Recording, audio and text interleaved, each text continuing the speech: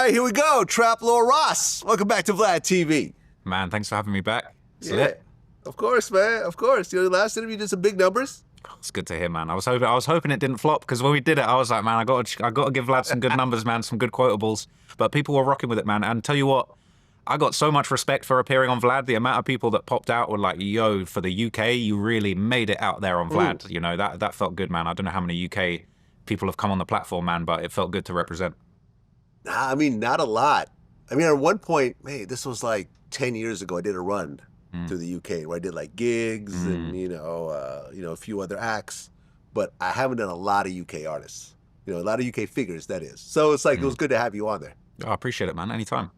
Well, a lot has happened since our last interview, and I think at the top of the news is the Young Dolph trial. And this is a train wreck. And just recently, Justin Johnson, aka Straight Drop, was found guilty and is now sentenced to life for the murder of Young Dolph. And from what I understand, in Memphis, life means at least 51 years. So this guy is like, I don't know, 30 years old. He'll get out at 80. That's life. That's your life's gone. That's your life. Yeah. What's your take on this whole situation? Man, it's very sad. I'd always been a really big fan of Young Dolph. You know, I feel like he was one of those artists that he made music that was just so motivational. You know, the energy, like Young Dolph's one of those artists, man. You throw on that music in the gym and it just gives you a different kind of energy. You know, I was always such a huge fan of his. I feel like he was one of those people that really got love from the whole rap game. You know, so many people were big on Dolph, and it was just such a tragedy when he passed away. And it's not just that, but it's like all the details of the case. You know, there's a lot of pictures floating around of Justin Johnson around Dolph before he died. You know, I think there's one like meme that's been going around since his conviction. It's that picture of them two together, and it's sort of saying like, you know, sometimes, you know, the people closest to you are the ones that are going to stab you in the back, or you never know what kind of hate or energy is around you. And I think this is really a really sad example of that, because Young Dolph was really like, you know, really, obviously, you know, you got the beef with Yo Gotti, but Young Dolph was just like the guy in his city. It was just like the movement that he had was just enormous. And I guess, you know, there's a lot of that kind of hating energy in the city, and people wanted to take him down. It's very unfortunate what happened, and I think it's also very unfortunate for those involved for the degree of self-snitching that went on afterwards. You know, Justin Johnson, Straight Drop, he was releasing music very soon after that was hinting towards it.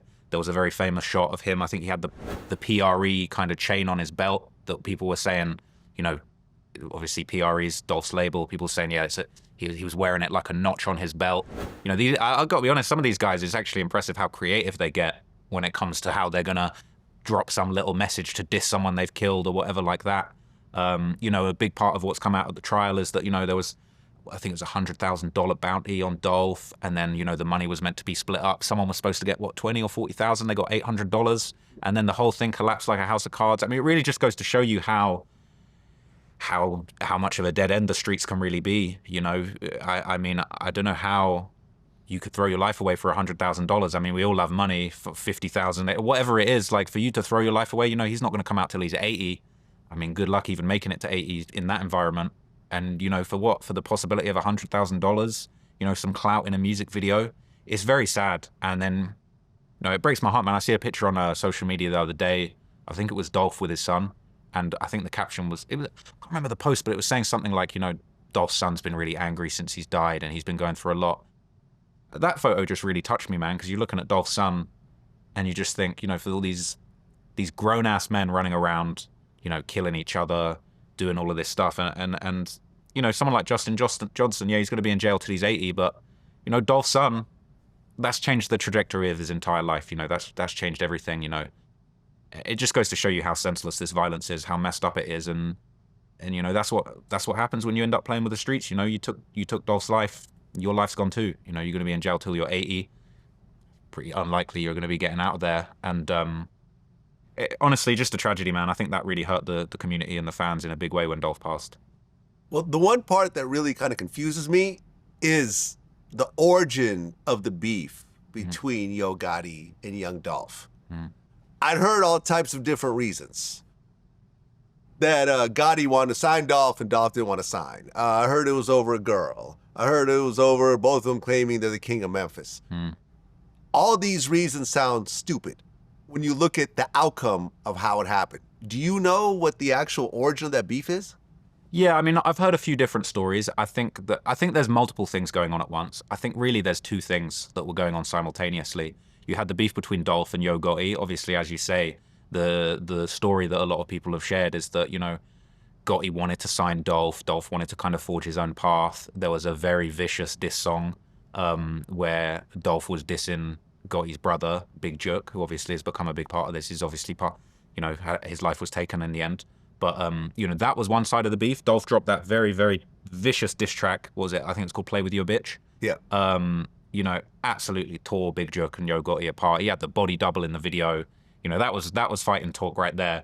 That beef escalated ridiculously. But then on the other side, you know, you had another situation where there were kind of two gangs that were at war in Memphis. I think it was Double R, True La Mafia. And then there was another situation where Dolph had kind of signed somebody who was sort of on the wrong side of this gang war. That was more like the younger generation having street beef. And it was almost like, I think you see this in a lot of these cases where, you know, you've got OGs and older people that are maybe in the industry, and then there's sort of like a younger generation that's still active in the streets, sort of like a younger set, and it all just gets quite tricky and quite mixed in. And I think that there was a combination of things where Dolph had kind of signed this artist that was street related. There was rumors of maybe murders that had been involved between these two camps, and he was signing an artist that was kind of knee deep in it. And that kind of on the street level for the younger guys, like that was a big part of kind of Dolph sort of choosing a side in this street war that was going on. And then, you know, the layer above that, then you have this war going on in the industry with Gotti and Big Durk. And then, of course, you hear the stories of Big Durk allegedly putting a bounty on Young Dolph, which, you know, it doesn't surprise me considering that Play With Your Bitch song is devastating, you know, to the degree to which Dolph was dissing. He had the body doubles. It's crazy. It's a song. It's a song. Well, seriously, that's like me killing someone who dissed me on social media because it was a really harsh diss. It's just a song. It doesn't affect anything apart from some feelings being hurt. Well, but it's just a song. But that's you, Vlad. You're a law-abiding citizen. We're talking about guys that are supposedly kingpins in their cities. You know, there's probably a lot of big ego going on with that. Yeah, but when your brother is Yo Gotti and has a multi-million-dollar record empire with a bunch of successful artists, like Glorilla, who I heard charges $250,000 a show now. You see what I'm saying? And Yo Gotti has, I believe he has platinum records and stuff like that. So you're gonna start doing murders because your feelings got hurt, and this puts everything at risk. But the thing is, you say that like it's so ridiculous, but I feel it is ridiculous. But I feel like it's ridiculous, but it feels true because it's like you got a guy like Big Durk who was supposedly a real big kingpin. You know, you had people making fun of him probably all over the city over that music video. They had tried to kill Dolph numerous times. You know, obviously he got shot at 100 times in Charlotte. That was a big part of his story and his career. The Bulletproof album came out that was all about him getting shot at. And then in LA, he actually got shot up. And then he did get shot in LA. Yeah. And, you know, there was obviously the rumors of who was involved and all that stuff. You know, clearly it was all, you know, all related to this beef, and it was just constantly going back and forth. I think that, you know, the messed up thing is when it comes to Big Durk, you know, he put that money, allegedly, he put that money up for this to happen. He was kind of calling shots. And when it went down, he ended up losing his life, you know, within a few months of that situation too. And what's really interesting is I think a lot of people, you know, I don't know if you've seen this, right, but there's a lot of guys that are associated with Dolph's crew. You know, when Durk got killed, they were really happy. They were hopping on Instagram Live talking about, yeah, the Dolphins went up this season, going back and forth about this stuff. And it's kind of like, I know it's ridiculous to think, oh, he did that over a song, but it's kind of like, all those years of disrespect and back and forth. And, you know, what I heard, and I put this in the video I did on my second channel, you know, there was I don't know if you heard of this, there's a gentleman, goes by the name Daddy-O, who was allegedly the head of Dolph's label, who kind of was the guy that sort of put Dolph on early, taking money from the streets to kind of help him get the record label going. And, you know, the rumor is that Daddy-O is kind of the guy that was heading up and standing on business as after Dolph got killed for the things that unfolded afterwards. And there's some, you know, interesting interviews with him and stuff floating around. That's sort of the rumor that's floating around. Well, as the trials are going forward, because there's more trials, because like you said, Justin Johnson, aka Straight Drop, got sentenced to life. He was found guilty of first-degree murder, conspiracy to commit first-degree murder, and a felon in possession of a firearm. But there's two more trials coming. Cornelia Smith, who was in the car during the shooting, and there's also Hernandez Govan, who they say was somehow involved in masterminding it, but from what I understand, he's going to be let free. He's going to get probation or something like that, or time served. But as more information is coming out, there was a list of people that Big Jook, allegedly put hits on. Yeah. Like you said, Young Dolph was 100,000. Key Glock, who's the second biggest artist on the label, was 50,000. PRE Woo, 50,000. Snoop Band's 20,000, and Moochie Grape, 5,000. So he was allegedly putting hits on a whole bunch of people. And then ultimately he got killed himself. Yeah. And, not just killed, but like the way that he was killed was, very gruesome and brutal. They caught him after a funeral. There was a rumor going around that the shooting happened in front of his mother. And, the footage of Jook bleeding out on the ground was even circulating on social media. So it was a very gruesome way. And I don't condone that kind of behavior in any way, but it is very messed up and ironic that, Dolph got killed on camera, Jook got killed on camera, for the whole world to see. Sometimes you hear these hip hop stories, these drill gangster stories where people go back and forth. I mean, even the King Von situation, there's a pretty twisted poetic irony in the fact that, Duck got killed on camera and these guys were laughing about it for months. Next thing you know, Von's dying on camera, damn near in the same kind of way. And for that to have happened to Dolph and Jook, it just shows that if that's the energy you put out, that's the energy that can come back around for you. And it's really a shame that there's so much negativity in this culture. But then that's the way with this gangster rap stuff. It is really like that, and unfortunately, that's what's going on. Yeah, man, it's stupidity. And I mean, to be honest, like, I'm sure Big Jook in his final moments, his last few thoughts was, why did I do this? It's not that serious. And now I'm dying over a song, over an insult, over just a bunch of nonsense. And now his mother, who was right there, and I'm sure he's looking at his mother going, wow, you're going to have to live with this because I wanted to be a gangster when I didn't have to be a gangster anymore. Like, really, Yo Gotti created a situation where nobody had to do this anymore. But yet, this is what happened. And you have losses on both sides. And you have kids on both sides. And you have mothers and fathers on both sides. And siblings and fans and everything. And it's just sad, man. I've interviewed Yo Gotti before. And we have an interview with Young Dolph. I didn't do the interview myself, but it's on VladTV. And yeah, it's just sad. It's just sad, it's messed up, and I really hope that people just grow up a little bit. Learn this, take this as a growing up lesson, that it's really not that serious. I totally agree with you. Obviously, look, it's so tragic for everybody involved, for the families, for the fans. Just think of all the amazing music that the world's missing out on because Dolph's no longer with us. Who knows what's going to happen on the other side? You never know. Yo Gotti might get wrapped up in this and end up serving a long sentence in jail. That's another person that's not releasing music, not supporting for their people. And like you say, not to disrespect anyone, but it is kind of childish. It is kind of immature when you think about, what were you put on this earth for? Was someone like Young Dolph put on this earth to make great music and great art, or to be shooting it out with his ops and causing death and destruction in the community? It's really sad, and it's just so sad that you got guys with such amazing opportunities to really leave their mark on the world getting taken out too young by this broken mindset, is the only way I could describe it.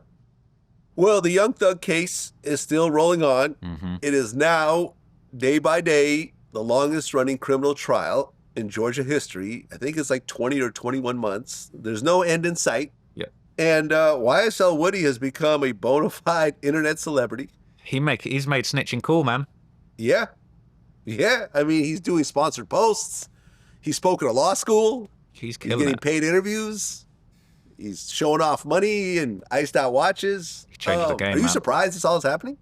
You know what? I feel like, to be honest, when 6ix9ine snitched on the whole gang and lived to tell the tale and came back home to millions and Richard Milles on every hand and arm, he kind of created the template that, this snitching thing can kind of work out. Like, this snitching thing can actually run. And I feel like as time's gone on, I feel like, it's been really interesting ever since you got a guy like 1090 Jake coming on the scene, right? I think that, what's really funny? I feel like for a period of time, people were so obsessed with like who killed who in hip hop. But I feel like we entered this weird era where everyone was obsessed with who's telling, who's snitching, who's a snitch, who's talking. 1090 Jake's had big moments exposing certain people as alleged snitches. Everyone wants to know, is he solid? you know, Lil Durk's got a clean sheet when it comes to the streets. This person's got some paperwork on them. People trying to put paperwork on Jake. We're sort of in the paperwork anti-snitch era of hip hop. I think people are more fascinated with who told than who got killed right now in hip hop. And look, I'll be honest with you, man. I feel like the stigma on snitching is actually declining, to be honest. Yeah. People are, I'm not saying it is truly cool, because people are hating on Woody. People I'm meeting, real gangsters I'm meeting in LA, they're like, yo, this Woody guy needs to be stopped. But I think as somebody that's super civilian, you know, look, I don't condone crime. I don't condone murder. If someone kills me, I'm hoping my people snitch all over them and get them locked up. They need 80, 100 years if that happens to me. But I'm not in that lifestyle, and I understand, you know, when you're in that lifestyle, you know, you're going by a code of ethics, a code of honor. We were with some guys yesterday from the Crips, and they said something really interesting, actually. They dropped this crazy quotable where they said, we got to stop the snitching. Even the police don't snitch on each other, which I thought was a bar. You know, yeah. You got guys in the community snitching on each other. Even the police, if something goes down internally, they code of silence within themselves, and they're supposed to be the authorities. So I feel like we're in this crazy snitching era of hip hop. I'm not saying it's good or bad, but people are living to tell the tale. I mean, damn, you could think of a time, I don't know, 10, 15 years ago, would he even be walking around out here if the circumstances were the same? Well, here's my take. I don't think we're in a snitching era of hip hop. I think that's always been around. And now it's just getting the proper attention, because back in the day, you would just say, you know, everyone was pretending that they never snitched on anybody. Yeah. And since there was no social media or whatever else, they could keep running with that lie their whole lives. But now with the 1090 Jakes and the internet detectives, you know, you included, now people are digging up stuff. People are writing letters to police departments, getting footage, getting body cam, you know, videos, getting paperwork, requesting paperwork. So now you get to see it for all the world, and you start to realize that this has been happening all along, just like everywhere else. I mean, look, someone on Wall Street gets busted for insider trading, he's telling on everybody. That's just assumed. No one's going to even assume that in a white-collar crime, people are going to, you know, not tell and do their time, do 20 years and not rat everyone out. No, everyone rats each other out, and that's just the reality of it. When you speak to police officers, they'll tell you that essentially almost everyone snitches. And maybe they don't snitch right away, but after doing a few years, they say, listen, I'm tired of this. I'm going to pull out my get out of jail free card, whether it's telling on someone who's alive or dead. You know, I interviewed Terrence Gangster Williams. He was in jail for, what was it, 20 years? He finally said, okay, I'm going to close all these cold case murders and tell all my friends who are all dead right now. And he got out. Well, that's been a really big debate in hip-hop in the last couple of years of, like, is it snitching to snitch on the dead to get yourself out the jam? And there's a few famous names that have popped up where people are like, yo, he's telling on someone, he's told on the dead, how has he got out of that situation? But, you know, something that I think really stands out to me is, like, I feel like we're almost in this era of, like, people more respect self-preservation now than they do about staying solid. It's almost like, oh, he was facing 40 years. For a long time, it felt like, oh, you took 40 years on the chin and you didn't snitch? That's respect. Whereas now it feels like, oh, you were facing 40 and you snitched and got out of it next week? Oh, respect for doing that. And I'm talking more like from a fan point of view, not necessarily from other people in the streets. I feel like fans, they see a rapper snitching and coming back out. I think civilians, they kind of respect it. It's like, bro, I would have done the same thing. Yeah, I mean, because 99.9% of rap fans are not gangsters. You're talking about a very tiny, tiny percentage of people. Now, granted, they're prominent and people talk about them, rap about them, and you see them around and so forth, but everyone's listening to the music, going to the shows. Like, you don't go to a show and it's a bunch of gangsters at the show. It's just a bunch of kids who all would do the same thing. Now, you actually went into a whole thing about Young Thug's role in Lil Wayne's tour bus shooting. I did, yeah. It was a while ago, yeah. Explain exactly what happened, because it's kind of a fuzzy story. It's been a long time since I covered that, so I might be a little bit patchy on the details. But, you know, there was a big back and forth that was going on between... Man, it gets complicated because it's like you got the Lil Wayne Birdman beef that was going on, right? So Lil Wayne and Birdman weren't seeing eye to eye. There was a dispute. I think it was a $51 million dispute, you know, allegedly over money that Lil Wayne was owed, and Birdman was kind of doing business badly. And then in the midst of that, you got Young Thug's kind of coming up, becoming this new artist. He was getting very close to Birdman. They had kind of like the little rich gang era, you know, Thug and Birdman were kind of coming together. For a minute, it almost seemed like Thug was like coming to take Wayne's spot. And then things really blew up when You know, Thug came out, obviously for the longest time it was meant to be, was it the Carter 4 or the Carter 5? I think it was the Carter 10, the Carter 5 was coming. Obviously Lil Wayne's album series is called the Carter. And then, you know, Young Thug announced that he was going to be dropping his album, the Carter 6. With the barter. Well, he was good. Originally, it was, I'm dropping the Carter. That's what I heard. And then obviously legal differences of opinion go back and forth. Then he had to change it to Barter 6, right? Right. Obviously, it's the blood connotation. He swapped the B for a C, removed the. I guess copyright-wise, Barter 6 was going to run. But I think there was a certain feeling of disrespect for what he was doing. You know, I know that they went back and forth. There was a lot going on. And then eventually, you know, the tour bus shooting goes down, which was, what's the guy's name? Roscoe. Was it Pee Wee Roscoe that was involved in the shooting? Pee Wee Roscoe. Pee Wee Roscoe, yeah. You know, that was a crazy situation. Fortunately, nobody was hurt. I mean, Lil Wayne's one of my favorite rappers of all time, so even just to think that Thug and Birdman and this little crew of people were all setting up this thing for Wayne to get shot at, it's actually insane, really looking back at it now. I don't think that... I seriously doubt that Birdman had his hands in that. Well, there was also another situation where that sounds crazy. I mean, that's really like he raised this kid. Like, you know what I'm saying? So this is just pure speculation on my part, but yeah. I don't feel like Birdman was setting it up. I feel like there was a lot of tension with all these young guys, and maybe Birdman was, you know, from what I understand, there were phone calls that were made to Birdman that night. But if I had to guess, I would think Birdman's trying to mediate and trying to calm all these young bulls down in what's going on. But I also think there was a situation where I think Pee Wee Roscoe had tried to get in the club. Wayne was performing. This was after a performance with Wayne. There was kind of maybe some kind of altercation, some disrespect. And then afterwards on the highway, you know, there's another theory that Roscoe was just completely on a mission of his own. He'd been disrespected and, you know, let off shots. And, you know, they're all on the phone about it, like what's going on, what's happened. But that was quite a while ago that happened. But that's now getting brought into the YSL trial. And to be honest, what it really does is just paints a picture of Young Thug kind of out of control at these early stages of his career when he's first getting on with the gang stuff. Because obviously, the big part of the case that's going on is the murder of this gentleman, Big Nut, from the kind of YFN camp. But the most bizarre thing is that these guys were all cool. There was a famous vlog where you've got Thug, Nut, and Birdman all together, and they're all hanging out. Thug's saying, yo, I'm with Nut. This is the biggest blood in America. And, you know, I was just saying to somebody the other day, what's not clear to me from this YSL trial is the motive. Because for one minute, Thug and Nut and Birdman, they're all hanging out together and they're good. The next minute, you're hearing Thug paid for a rental car that was used to murder Big Nut. And then, you know, Lucci and Thug are then beefing for years. You know, Thug's crew are spray painting slat on Nut's headstone. You know, I don't know if you saw that happened, but there was a whole bunch of disrespect. But to me, I never really got to the bottom of, like, what was the real motive behind this? You know, I've heard different rumors that there was maybe some drug dealing going on between these guys and somebody had run off with something. But, you know, for me, the thing that's a real question mark on it is the motive. And it's still unclear to me exactly why these guys actually got deadly with it at that point in time when they were all so friendly before. But again, you know, the streets is not necessarily all to be found out and decoded. But without a motive, you know, it makes me wonder whether the Thugs are going to beat this thing, because it's just, if all they've got as far as that murder is, you know, he rented the car that the murder allegedly happened in, and that might not be enough.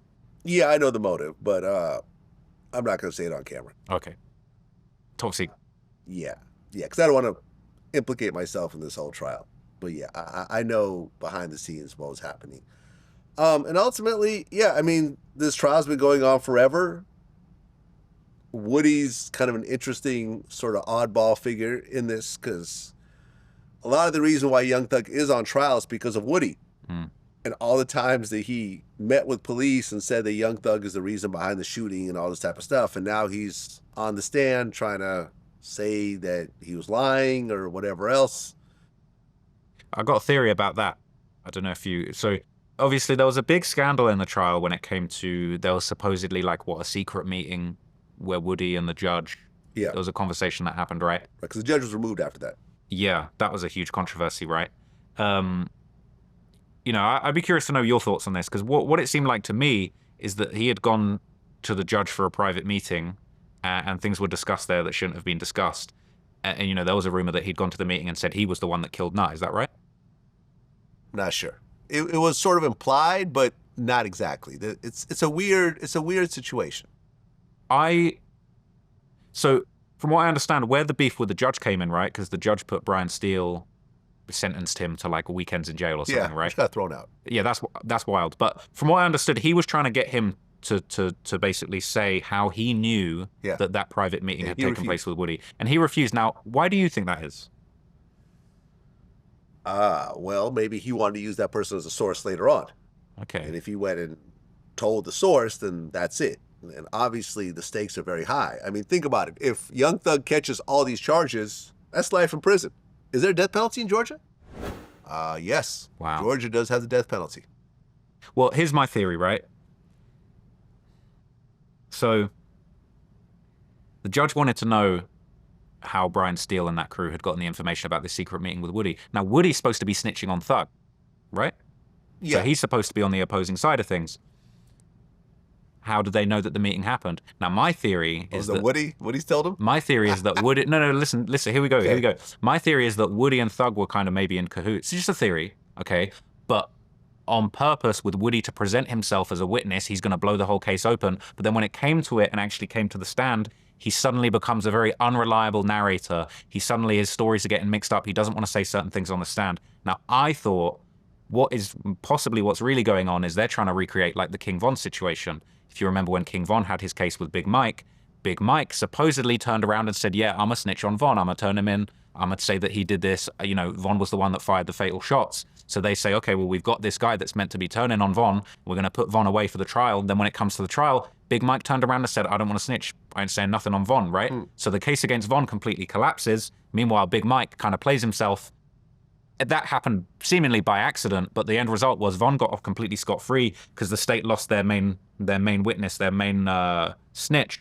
I was wondering whether Thug and Woody were in cahoots trying to recreate something like this, where the state are putting everything. We got Woody, he's going to snitch. We've got all of this resources we're going to put behind Woody, and then Woody suddenly miraculously crumbles when he gets to the stand. And then obviously, you know, how do you know about this secret meeting? My theory was that the judge was going so hard at Brian Steele because he had kind of clocked, you're trying to do a little hooky thing where you're actually on the same side, and this snitch ain't really for the prosecution.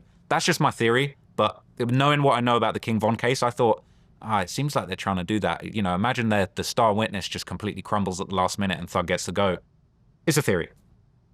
Well, last week, the judge blasted the prosecution and is considering a mistrial.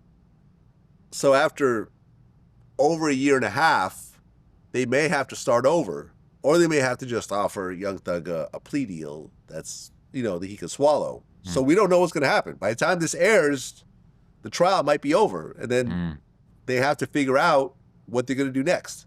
I don't think they're going to drop it altogether, but I think, yeah, man, it's a mess. I don't know what's going to happen. It's too far gone, though, for the state to drop this, you know. What if it's a mistrial?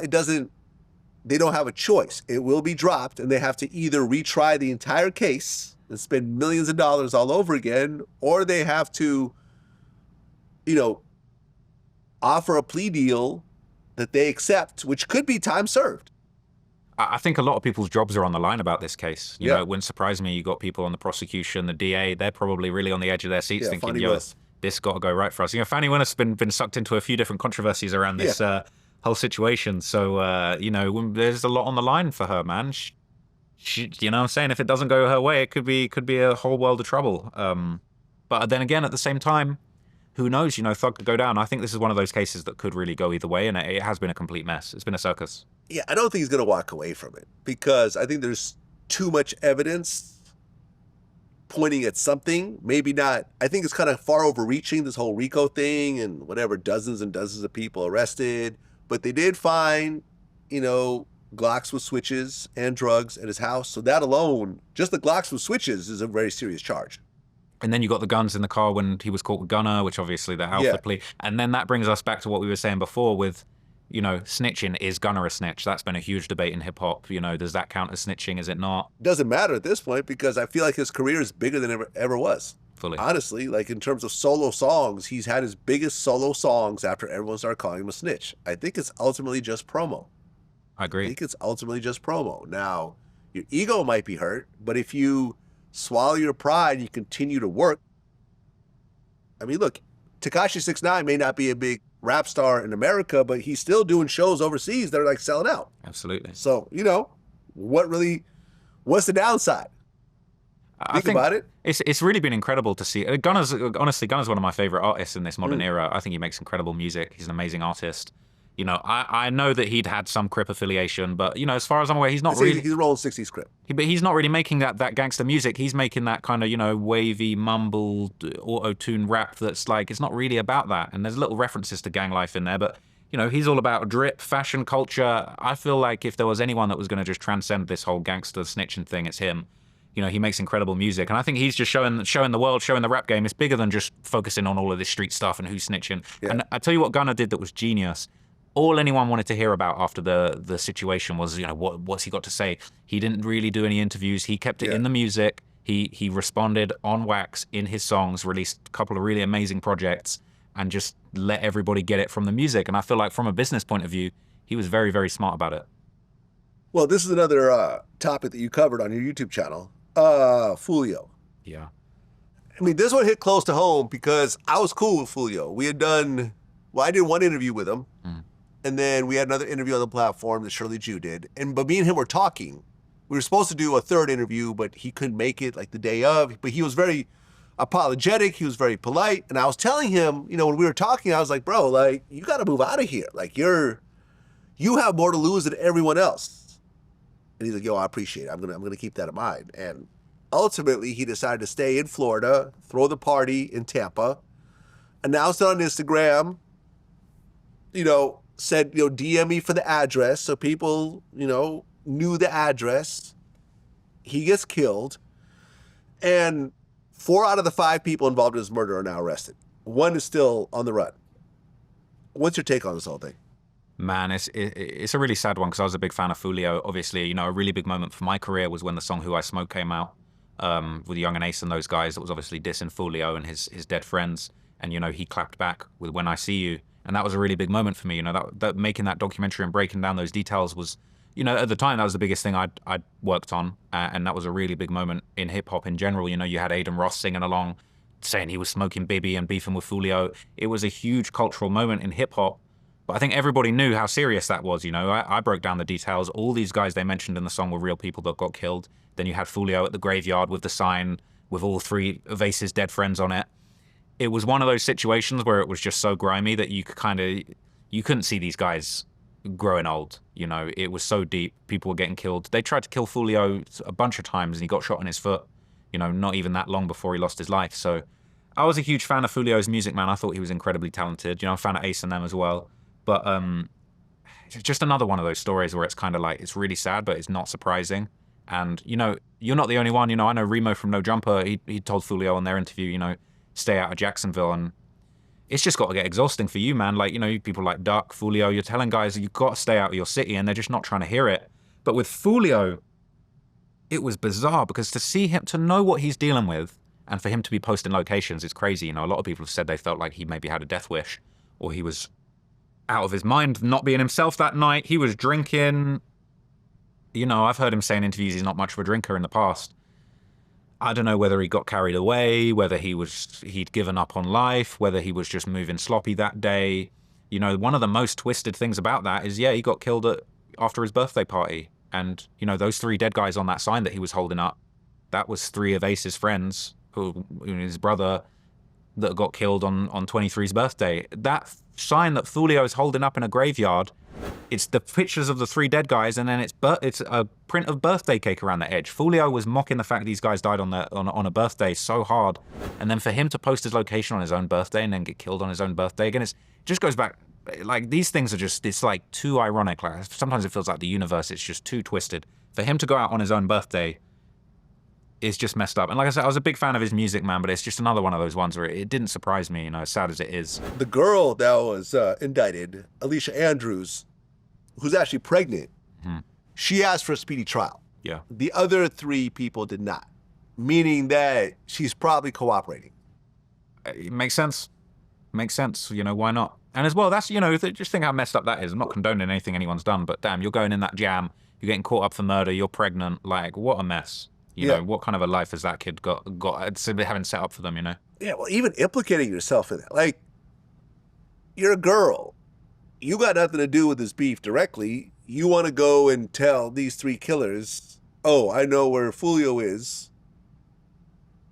do you really think in 2024, between cell phones, cameras everywhere, every Tesla has cameras that are filming all around. Filming in 4K, man. That footage was filming crazy. in 4K. None of these people are professional hitmen. You know, they find bullets and all types of other stuff in their house. They find the guns. They have the cell phone records. They have the text messages. You implicated yourself in a high-profile murder. Do you really think you're just going to walk away? What are you going to say? Oh, well, I didn't kill him, so it's not my problem. No, like, you're now implicated in a murder.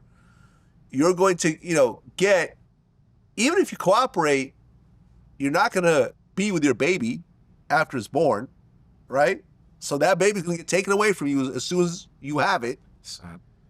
You might be able to get to see it on visits. You'll get 5-10 years easy. It's just ridiculous. It's a bunch of kids acting like kids, thinking there's no repercussions for their actions. And, you know, it's just, it kills me. And you know, it's interesting because I had 1090 Jake on my show recently. And he talked about how right after Foolio got killed, Young and Ace started dropping diss songs. He went hard, man. And from Jake's point of view, he thinks that Ace has nothing to do with it, which is why he's doing all that. I'm gonna be honest with you. When I seen Young and Ace drop immediately after Foolio got killed, that kind of told me he don't got shit to do with it.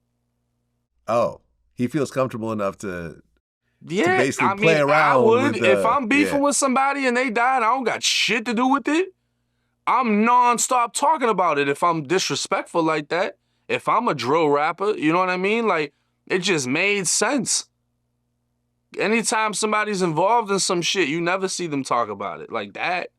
He went to dropping immediately. So it's like, it seems like they just, whatever happened, and he got to, you know, he's happy about it. And I mean, knowing what happened with him and his brothers, you can't really tell him to feel otherwise. Yeah, Young and Ace did an interview with academics, and he was drinking Don Julio the whole time. Yeah. And I remember I asked academics about this, and he was like, yeah, he brought that with him. That was something he requested.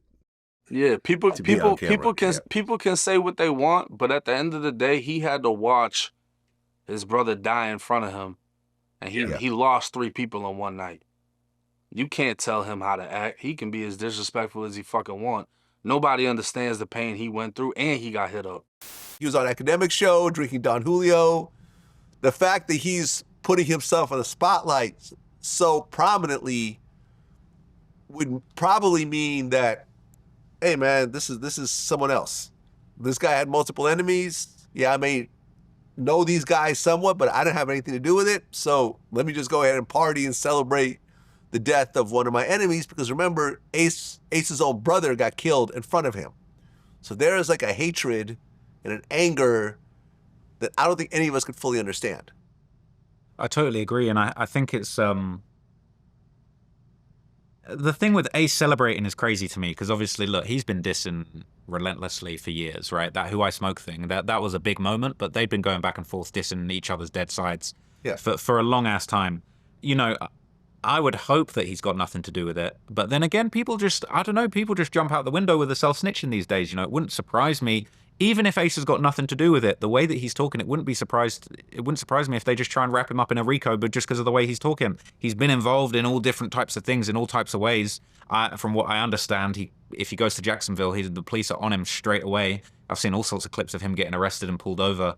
So even just talking crazy, if he's got nothing to do with it, he's still putting himself in it, which is wild. But then again, considering their history, I don't think there's any universe where Foolio gets killed and Ace doesn't have a bunch of stuff to say about it because of the amount of disrespect that have been going back and forth for all of those years. But, you know, something I wanted to say on this is, like, the guys that, you know, that allegedly killed Foolio, just so sloppy with it. You know, they got him on camera, on a surveillance camera, putting the bags of guns in the car before they drive there. They got him texting, you know, I can't remember what the text message said, but after he I think one of the killers said something like, my thirst is quenched or something, like, after the thing. It's just crazy, but something that I feel like when you've had all these rappers that get away with murder, your King Vons, or even, you know, people that have had self-defense killings, DaBabies. I feel like there's so many prominent people that get away with killing people now. I think almost this young generation, they almost just feel like we just give it a go. Let's just kill him and see if we get away with it. Some people be getting away with it. I guess that's the mindset of it. It's just like, let's just roll the dice. We might beat it because there's a bunch of unsolved murders in that those 3 guys that got killed with Ace when Ace was the only one who survived and his brother passed. I don't think anyone's ever been caught for that. So there's a culture and a mindset in Jacksonville and in this beef of just like, damn near more than half of these murders that we do don't get caught. So we're just gonna wild out, go crazy with it. But they probably didn't bank on the fact that the Foolio one would be so high profile that they're gonna work it out. They're gonna break it down and they're gonna it kind of like the FBG Duck thing, because there's a whole bunch of Jacksonville murders that just fly under the radar, but this one damn near wouldn't be flying under the radar. And then the way that they did it, the case was already made for the police. Well, as we speak right now, Diddy is in a jail cell. And you've done a few documentaries on Diddy and some of the people that he's affiliated with and so forth. But what's your take on this whole thing? Man, they got the diddler, man. It's not looking good for him. Yeah. It's not looking good, man. I feel like what's really interesting is just like all these little details that are coming out, the baby oil. It's kind of distracting from the fact that like when you really drill into it and you actually read some of the stuff that this guy was getting up to, it's crazy, man. That footage of Cassie getting beaten up by Diddy, had that not come out, I think you'd still have people defending him. He wouldn't do that. We actually got a glimpse of what a monster this guy can really be from that footage. And I think without that, I think you'd have had way more people riding for him. But there's still people defending Diddy. That's what's crazy. There's still people sticking up for him and saying, I've heard a lot of people saying, oh, the charges ain't that bad. It's just low-key prostitution. He's just partying, doing drugs. But like, there's all these other, they're saying there's a class action that's coming out. They're saying he's messing with minors, with little boys. Disgusting stuff. I think this is the tip of the iceberg. Okay, so the Cassie beating footage was horrific. But that is past the statute of limitations. This is not part of that trial. You can't be charged for that. In fact, LAPD even said we can't charge him for this, right? So we got to take that off the table. But we've seen it, and we've seen him lie about it. Okay, that's fine. He lied about domestic violence, which you can understand why he would do that. Sure. Right? And then, of course, he made the video saying, yeah, I'm sorry, I fucked up, whatever, knowing that regardless of what he says, doesn't matter, he's not going to get charged for it. The fact that he's getting charged for a RICO and he's the only one being charged is weird.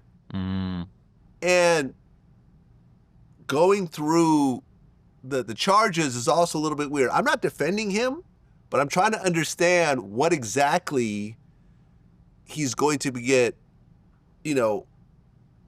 convicted of, because, okay, prostitution. All right, what is that, a misdemeanor?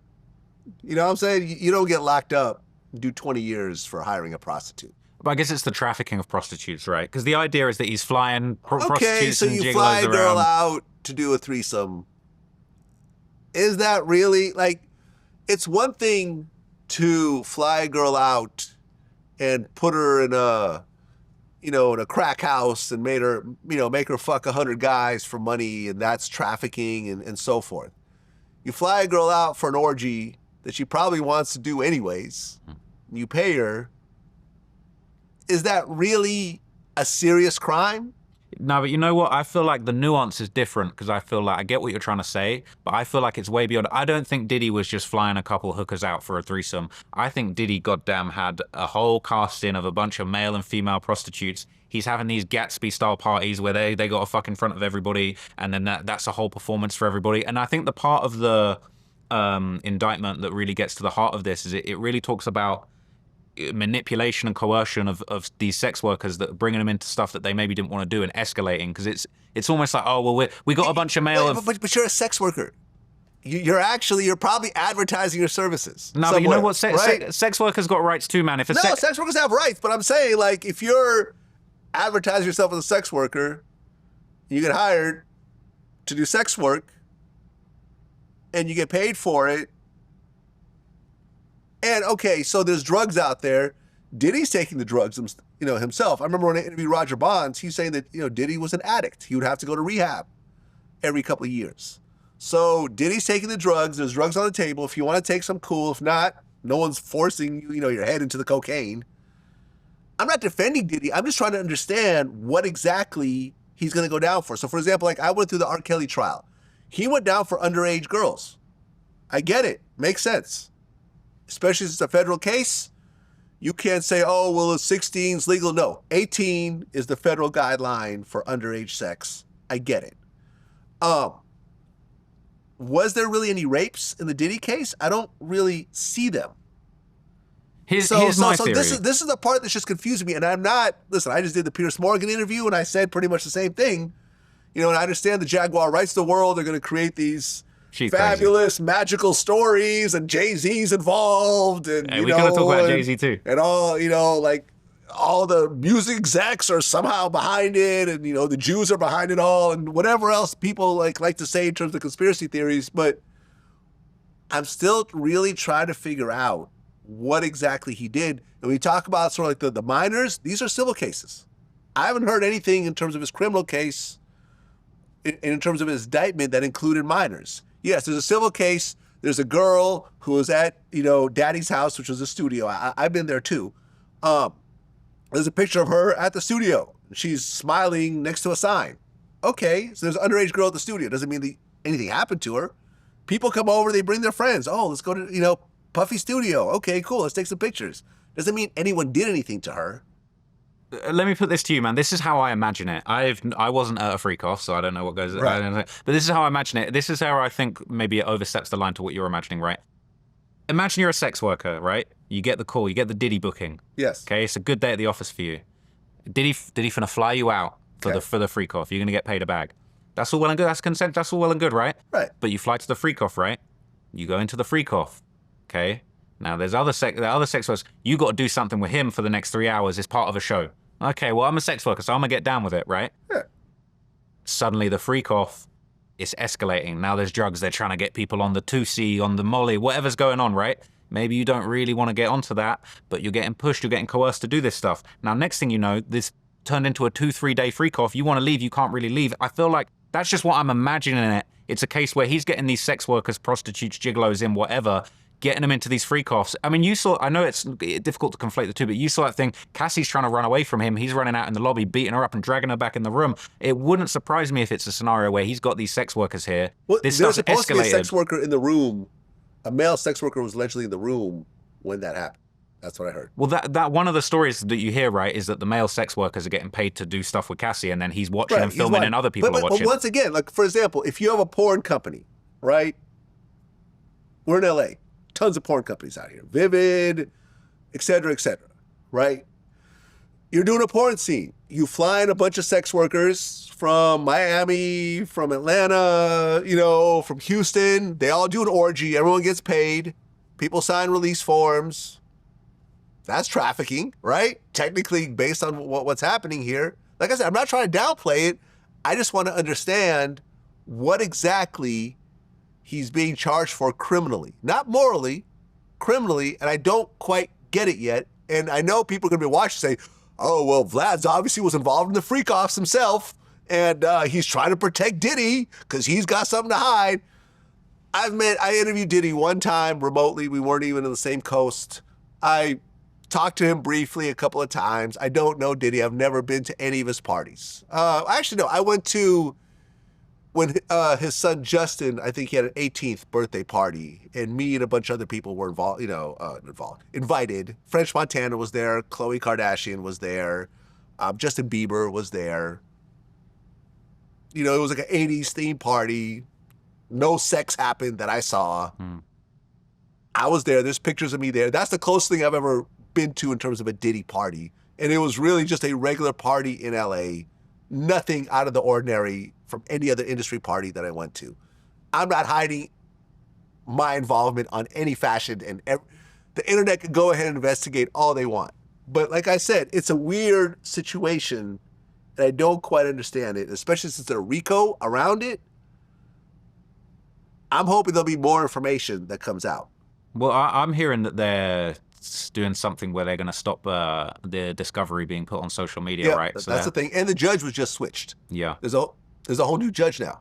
So I think that'll be interesting because I think the appetite for info about this story is so strong that I think there's going to be a lot of leaks.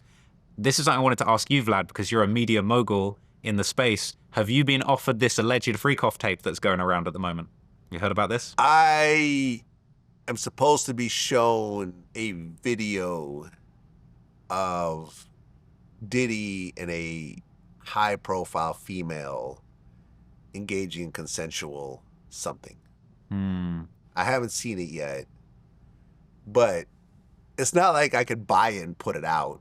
Like, you know, there's that, but Yeah. I haven't heard of any, you know, because there's supposedly like a tape with a super high profile A-lister. I've never been offered that. I've never seen that. I've been speculating on who that might be because Yeah, I've got there's a a rumor theory. there's Justin Bieber. That's what I was thinking. Yeah, There's I've heard something about Kevin Hart somehow, something. because Kevin Hart famously hosted that party for Diddy that was on video. You ever seen that where the girl's hair catches fire?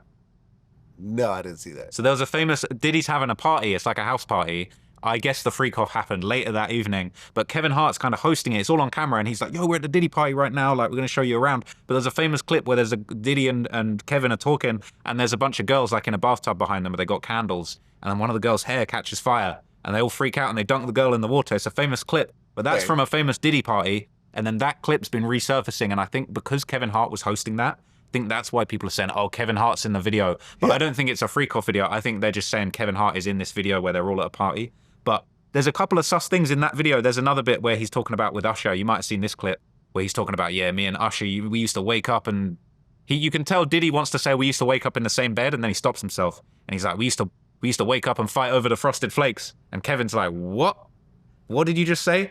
But there's a bunch of this. It's these little snippets of Diddy over the years, him with Bieber talking about, yo, don't tell him about what we do behind closed doors. Like, all these little clips of them. So there's so much Diddy stuff that's finna surface. I feel like even if the case is sealed, there's going to be so many leaks. They're not going to be able to keep this stuff a secret. Look, I know that Diddy is a woman beater. Not only did we see it on camera with the Cassie tape, but when I interviewed Roger Bonds, you know, he was telling me about Kim Porter. He's seen her get beat up.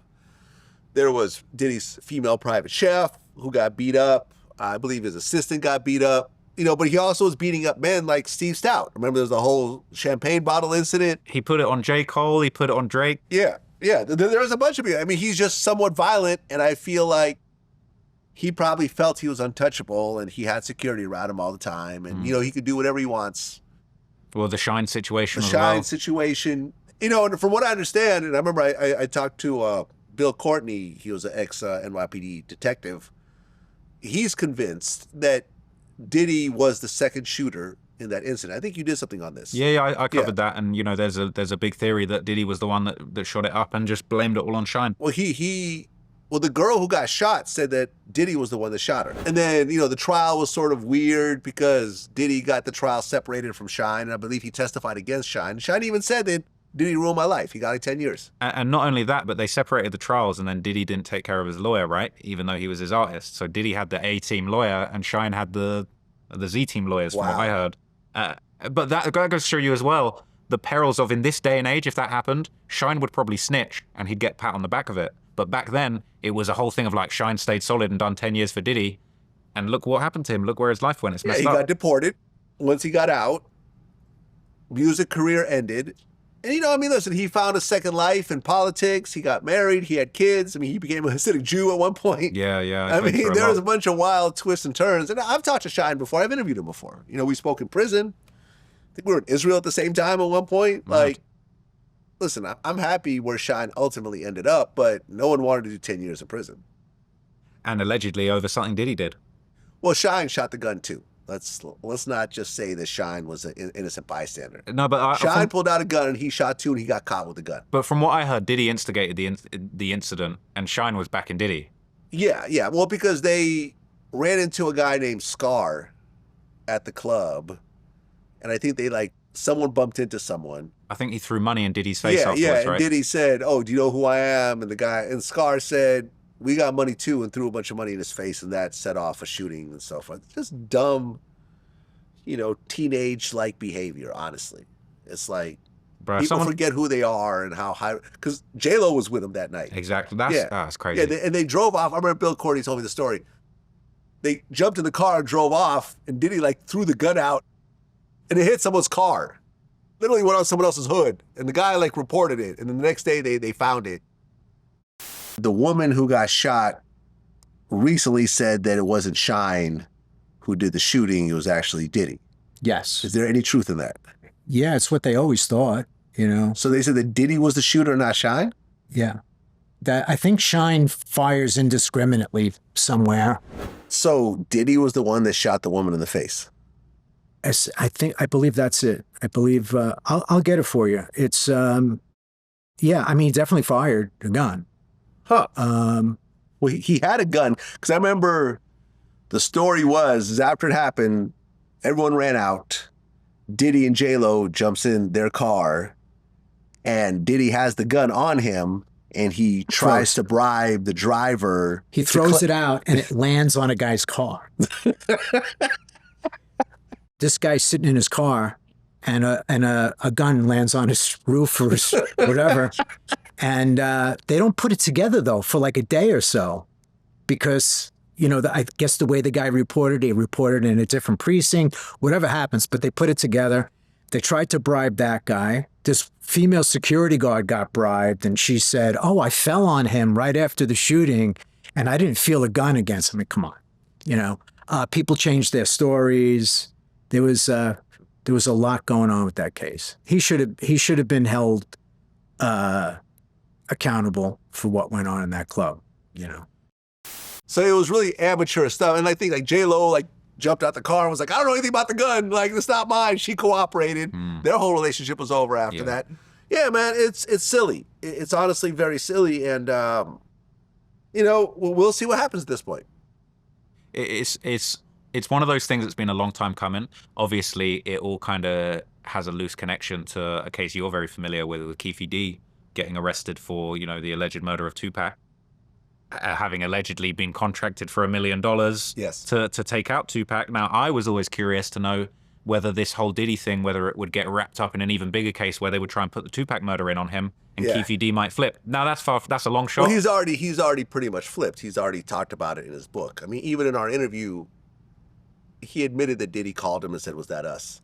But, and you know, there's a news at this point that Tupac's family hired a lawyer to investigate the connection. But I've had conversations with Greg Kading about this on camera, where he basically said that there's really no way to really tie these two things together. It was 20 some years ago. To try to really prove that in a court of law, considering the amount of legal power that Diddy has, would be almost impossible. Almost impossible. And to even prosecute would be such a long shot that, I mean, there might be a civil trial, but I doubt there'll be a criminal trial. Man, I would love to see it, but yeah, it's a long shot. It's kind of far-fetched at this point. But, man, it's just one of those things where it just goes to show you that, you know, it could be 20, 30 years, but these things do still get solved. You know, the information still comes out. And that's thanks to, you know, police work, as well as journalism, people like yourself, other people reporting on this, trying to get to the truth, people writing books, all of that stuff. So, you know, hopefully when it comes to the wider story with Diddy, all of that truth will come out eventually. You know, there was the rumor, I don't know whether you believe there's anything to this, but, you know, there was the rumor that Kim Porter was going to write a tell-all book before she passed away and all that stuff. That book was bullshit. Was it really? The book was bullshit. Even the guy who put out the book couldn't stand behind it. Because I remember we spoke to someone that was involved in that book, and the story we were told was that the reason behind the beef between Diddy and Tupac was that Diddy would have these threesomes with Kim Porter and other guys, and he would like hang out with Kim and other dudes, and he'd be like, oh yeah, you know, my girl fine, right? You know, I bet you can't make her come faster than me.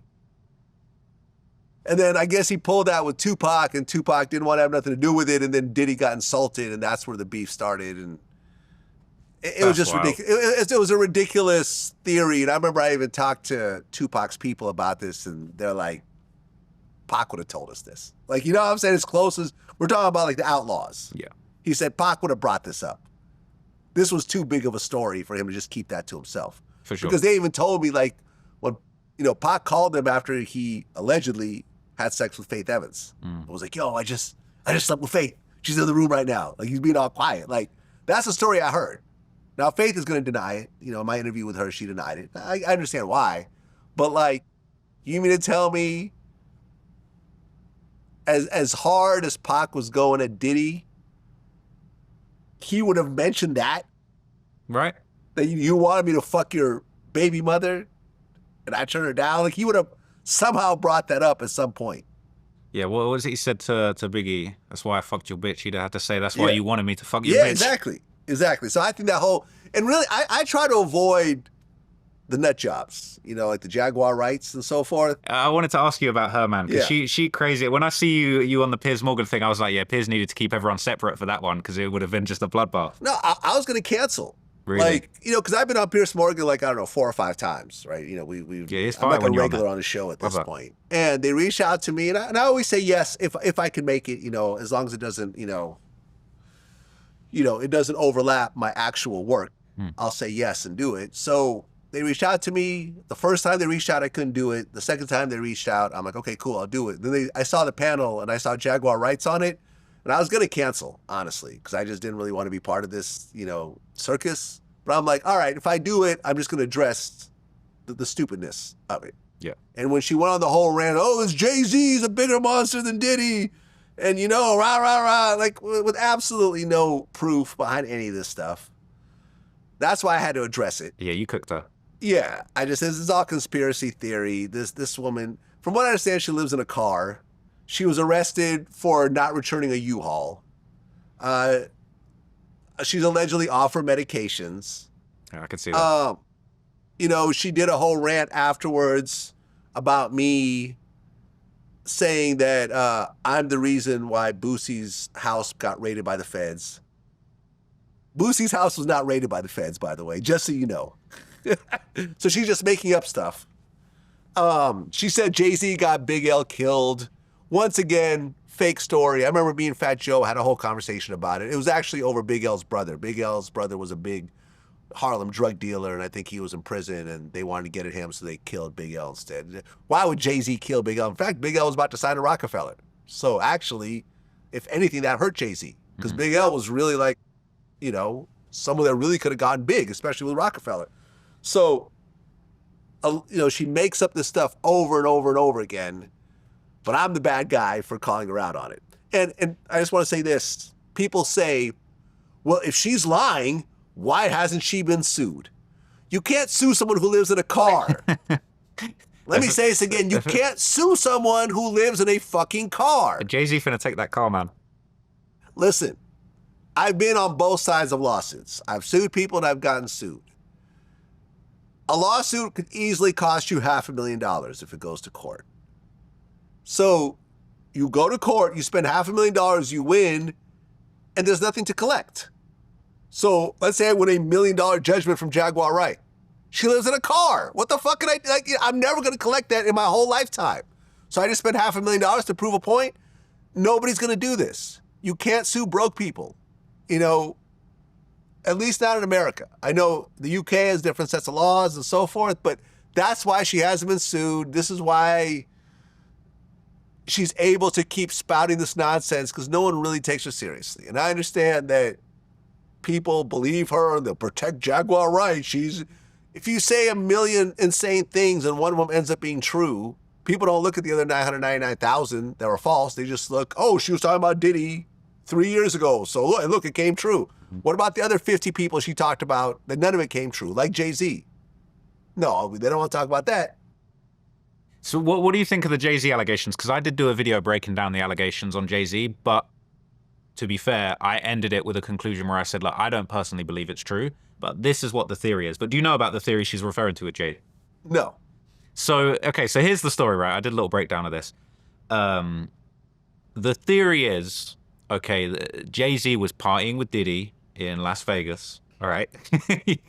this is a serious theory, you know what I'm saying? Jag, you're right, serious theory. Okay. He was partying with Diddy in Las Vegas, ended up meeting a woman called Kathy White, who he allegedly, according to this, I don't personally believe all of this. This is the alleged mistress, right? The alleged mistress. Okay. Ends up having a little situation with her, allegedly. A little bit of time passes, and then she's gonna move out to, I think it's from New York to LA. She's got this whole life plan, and then you start hearing these rumors of her being the mistress come out. And there was a big, like a big Hollywood kind of gossip blog that started exposing her, saying that she's Jay-Z's mistress, she's a home wrecker, all of this stuff. And essentially the story goes that she kind of wound up dead. She died very suddenly of a brain aneurysm, which in Jay's defense, that does happen. You know, yeah, people get brain aneurysms and die. It does happen. It's fluky, but it does happen. Obviously, the theory is that Jay-Z sent the hitters to take her out and make it look like a brain aneurysm, all of this stuff. There's all these little tidbits of information that supposedly support this. There's the very famous Kanye rant where he jumps on stage and he says, Jay-Z, I know you got killers. Please don't send them at my head. The theory is that it's a reference to that. There's even, this is where I really jumped out the window with it in my breakdown of it. There's this theory that there's a couple of lyrics on a Beyonce album where she talks about a rival female getting killed for messing with her man. And again, I don't personally believe the whole thing's true, but this is the theory, and this is the stuff that Jag's pushing, along with a couple of other people, is that the idea that Jay-Z and Diddy be making people disappear.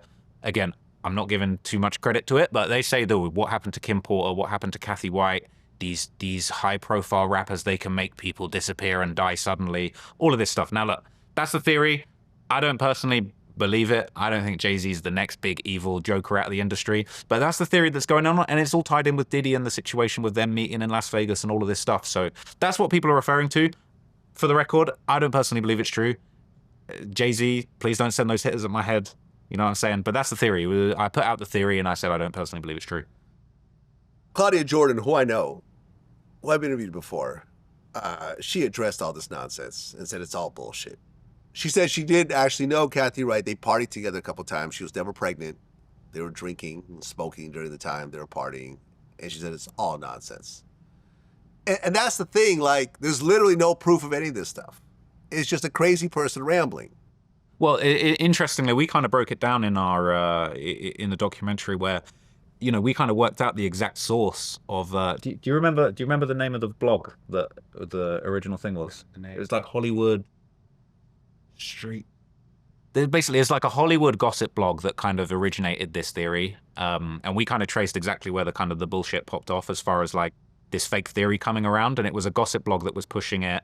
But everything was really based on the fact of like a couple of photographs that were taken with Diddy and Jay and Claudia and Kathy at this party, and then just everything kind of spiraled from there. But it really just goes to show you how crazy social media can get. And then you got someone like Jag, you're right, that she's constantly pushing it, that like Jay-Z's next, Jay-Z's next. And I think it's like, you know, it's very sensational. People are looking for the next Diddy. They're looking, oh, is it going to be Jay-Z? So I can see the insatiable like hunger for people to find the next guy that this thing's going to happen to. But I think it's just one of those gossip things that's gone out of control. But a lot of people have written about it. A lot of people have, you know, talked about this case like it's fact.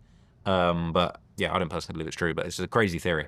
Well, you did a documentary on Team 600. 600 of the killer rappers who terrorized Chicago.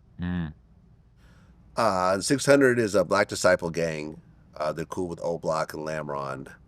And a lot of people have been killed during this whole war. Baldy, D-Thing, Lil Steve, Jizzle, 051 T Streets, 22 Shaq, 051 Fathead, Tricks, L.A. Capone, Venzel Richardson, 051 Lil Mark, Lil B, not the Lil B from the Bay, Mob Scrap, 051 Polo, Lil Nick, Lil Boo, Stello, T-Roy, Lil Ho, Jammo, Poppy, White Girl, FBG Brick, Kobe Mac, TB, HK, Burger, Dusky, Waldo, Killer KL, Dex, FBG Duck, of course, E-Day, King Von, and Mikado, who died in prison. It's a lot of deaths. A lot of deaths. Yeah, you know, that was a 6-hour video. That was really one of the deepest dives that I've done on Chicago history for sure. And, you know, 600 is a very, very infamous gang, you know, and it's got a lot of ties. You know, there's kind of overlap with O Block and 600. You know, some of those guys click up and they call themselves OB 600. You know, they kind of like, you know, they come together and form a group. You know, that's probably one of the strongest alliances when it comes to the Chicago gang stuff. But, you know, that story gets deep. 600 was a story I wanted to cover for years, but I knew how deep and complicated it would get. And I kind of held off for quite a while until we probably locked in for like maybe 3 months or so working on that. Just trying to find out everything that we possibly could, really tracing that history back to the start and covering just everyone that lost their lives in that war. But it was really brutal. But some of the stories in there are just so fascinating. You know, that guy, McAdoo, he kind of, you know, allegedly just killed a whole bunch of people. A couple innocent people, was even taking hits for money. and then ends up dying in jail within, you know, a year or two of kind of all of these things playing out. You know, one of the craziest stories in that was the story of is Boobie and Lil Boo, and you know, they're sort of like the Romeo and Juliet of Chicago, sort of from opposing sides. She's tapped in with Jaro City, he's tight with 600, and then you know, essentially it becomes this sort of Romeo and Juliet love story where they're saying, yo, don't be messing with her, she's gonna backdoor you, and they both end up getting killed. That really was like a real collection of some of them, just the most wild and treacherous stories that have ever gone down in Chicago. And, you know, it was really important to me to just try and trace that history and really just put across everything that I knew about that story and those rappers, because I felt like it was really important history for the scene. You know, you got 600 Breezy's involved, you've got Ruger, you know, his younger brother Scrap getting involved. It was such a deep history. I don't think you could talk about 600 in a 30-minute, 20-minute video. You know, I needed 6 hours to really break that down, to be honest. Well, last time I interviewed FBG Butter, I brought this up. Did you watch the clip? I think I did. Yeah, he was talking about it. He basically said, who do they kill? Who do they terrorize? You know, he's like, a couple of them, you know, are in jail for trying to steal a North Face jacket. You know, like, he basically downplayed all of it. Man, 600 ain't terrorized nobody. E-Day fat ass ain't never did none of his life. Mimo 600 ain't never did shit. Fucking 600 Breezy ain't never did shit. 7 from 600, what the fuck he did besides playing the TV reality show? You got Rondo, they ain't up for killing a cab driver. So we gonna call them the cab killers. Who the fuck they terrorizing? The innocent? I don't know. It's a 6-hour documentary, though. I'm just saying, gang. It's a 6-hour documentary. I'm just saying, only motherfucker that's locked up for some violent shit is fucking D Rose, and he ain't even do it, gang. Yeah, the story has been circling around that D Rose is there for something he didn't do. And he's just keeping his mouth shut, and he's having to take the time for someone else's situation. On B, that's the only motherfucker. Like, all the rest of they ass either locked, like, they killed the motherfucker for a North Face. But you know what? That's a thing in the gang life, man. I think a lot of guys don't want to give the ops credit, you know, for stuff that they've done. But I mean, you know, 600, they were extremely deadly. You know, that whole group, you know, where it turned into Get Back Gang, and it was like a whole summer of just killing people back to back. You know, they were truly deadly in the streets, man. And it really, you know, it's not to disrespect anyone, but they were really serious guys, you know, and the amount of people that were real killers from that crew, you know, it is just kind of definitely one of the most deadly and brutal kind of gang wars that I've come across in the Chicago history. But at the same time, I get why people don't want to claim it. They don't want to admit for certain things happening. But, you know, a lot of people did lose their lives over that war. And, you know, between 600 and MOB and you know, STL, all of that crew, the sort of GDs on one side and the BDs on the 600 side with O-Block and Lamron, you know, they really were at war for years, and just so many people lost their lives. You know, so many people were affected. It really was one of the darkest things that I've covered, just as far as the insane amount of lives that were lost, you know, as part of that war. Well, a lot of people got arrested over that. Rondo number 9 got 39 years for murder. C-Day got 38 years. That was the whole taxi driver murder situation. D Rose got 40 years for murder. And they're saying that D Rose didn't actually do it. Yeah, the theory is that the murder that D Rose went down for was actually committed by I think it was it C-Day? All right. Yeah. This is my researcher. He knows it. With me and him, we're locked in. So anything I'm unsure about, he's gonna fill me in. But yeah, no. The theory is that that C-Day actually did that murder because there was a theory about the outfit that the person had been seen in that murder committing, wearing red pants. He was known for wearing red pants. But the thing is, the cops basically pulled over the minivan that was used in the murder, like I think a couple of days before. They got the VIN number and they were able to tie D Rose to the crime, even though people say that he didn't do it. But again, D Rose was, as far as I'm concerned, he was killing people. You know, I'm not saying that it's right that he went down for the wrong thing. But again, this is another scenario where that non-snitching thing comes to get you, right? Because he could snitch and turn around and say, well, it wasn't me that did that. Well, he can't do that, right? Because they're so about the street code. Realistically, had he not gone down for that, he would have gone down from a different murder. So, And then, C-Day went down for the murder of Javon Boyd, which was the cab driver that Rondo was also implicated in. Yeah. And, that was a whole case where Tay Capone was also there, and there's been a whole bunch of back and forth over the years as to whether or not he told in that situation. But, Rondo and C-Day and D-Rose were really the real factors in the street for 600, and, they all wound up getting taken off the streets in a mixture of those crimes that went down. Well, yeah, another person that got locked up was Just Blow, who was 18 years old and was a high school valedictorian. I guess he was involved in a robbery that turned into a fatal shooting. Which is crazy. You're the valedictorian, which means that you really have a bright future ahead of you. I went to a top university and I was nowhere near a valedictorian. So if I was that, I mean, you could go to Harvard, you could go to University of Chicago. You know what I'm saying? Like, you could go to top schools. And now he is, doing life in prison? Close to it? Like 18 years or something like that, 18 years. Maybe. But it's interesting. You're right. He's getting 18 years. 18 years in prison. So he's going to get out when he's 36.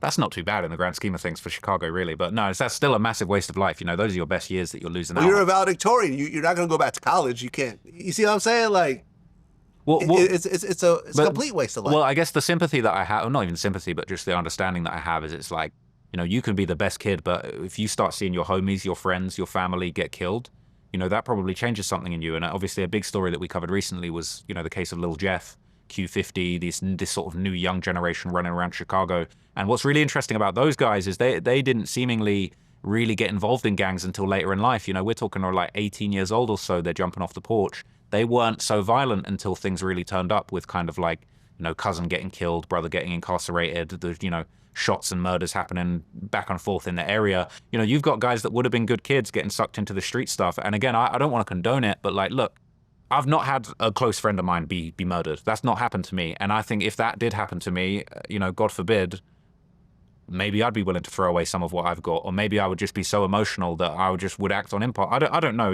I don't think I'm a killer. I don't think I've got it in me to do something like that. But at the same time, it's hard for me to put myself in those shoes, because if you're coming up and you've got your best friend's been killed, maybe you're a valedictorian, but maybe that's going out the window when your emotions overcome you and you're really going through something like that. So, it's kind of like, it's hard to relate, and I think it's definitely tempting to sort of say, like, how dumb is it to kind of throw your life away? You had such a promising future, but maybe if you're in that situation, maybe you don't see it that way. It's more just a case of like, yo, fuck all that, we're sliding. This is where my attention's going right now. But it is very sad, man. I think there's just so much wasted potential in these scenarios. But there's so many cases in that 600 story that just sort of really break your heart. I mean, there's the situation with that guy Trix, who got killed, and he was sort of like a young guy that had gotten involved with 600 and was kind of a driver for these guys to slide on people. And there was sort of a whole thing where he ended up getting killed, rolling with those guys. And then they didn't want to claim him. They were making fun of him, saying he was a goofy after he died. And it just goes to show you how treacherous this stuff can get, where you got young guys, maybe not all there mentally, getting taken advantage of, and then they just use you up as the driver, let you get killed, whatever, we don't even claim you. That really showed to me how treacherous and messed up it gets. And then on the flip side, you've got situations like 600 Breezy, who, was one of the most successful rappers to come out of that area at a certain point, really had an opportunity to get on in the game, started work, hanging around with Drake, and was kind of getting involved with that whole team, was on stage when I think Drake collected his Billboard Music Award in 2017. And before you know it, 600 Breezy's getting sucked back into the streets. He's drug dealing again. He's not taking music seriously. All of this kind of stuff, and it, wasted potential is definitely a theme of that story and a lot of the guys that came out of there, and it is really tragic. You touched on this recently, Bloodhound Lil Jeff, and you did a documentary on this. What's this whole situation? Because I remember when I interviewed Trench's News, he said that Lil Jeff tried to be like King Von. You said that Lil Jeff was trying to be like King Von. Yeah, he was. He even said it himself on DJU. Like Von said, it take two bodies. You gotta hire two bodies to be in my school. I wouldn't, hey, look, I'm gonna tell the youth. I wouldn't want to be in Lil Jeff's school. Just go and look at the video of his him dying. I wouldn't want to be in his killer school. I wouldn't want to go to his school. Y'all need to get a refund back. Everybody who signed up for his school, cause man, his school didn't work out, man. He ran up on the wrong people, man. They was ready, Vlad. They stood over him, man, 17 times to the chest. The autopsy came out. 17 times. You see how little he was, Vlad? To take 17 bullets, 19 bullets? Man, that had to be, like, painful. You think that's accurate? 100%. In a lot of ways, he surpassed King Von. You know, he allegedly killed more people. How many people did he allegedly kill? He claims 11. 11 people. And the craziest thing is, man, him and his right-hand man Q50, who's still alive out here, God knows how, you know, Q50 claims to have, Jeff was claiming 11, but they would damn near update their body counts, you know. There was a famous Facebook post where Q50, like, hopped online and he updated it and he's like, yeah, got another one. We're at 7 or 8 now, or whatever it was. You know, Lil Jeff, he was on Instagram Live after he caught his last body, talking about, yo, it's 11 now, we up 11 now, we just went up another one. Talking about, they got guys that are on life support talking about, my 10th one's pending. These guys took the self-snitching about bodies to unheard of levels, to be honest with you. But to kind of break it down for you, man, to trace it back, like I said, you know, Jeff was kind of, I don't know whether good kid is the right way to put it, but from what I understand, he really wasn't deeply involved into the streets until he was around 18 or so. You know, he was a talented basketball player in school and, you know, apparently had a lot of potential. But he wound up getting involved in the streets. You know, he had a cousin that was killed, Z-Money. That was a big part of his story. The kind of the get back for his cousin that passed away, and kind of trying to avenge him and trying to hold down their block and defend. You know, there was a big war that was kind of going on in their area between a few different groups. You know, Drill City and Trap City, and there was an alliance of gangs called was it 66679.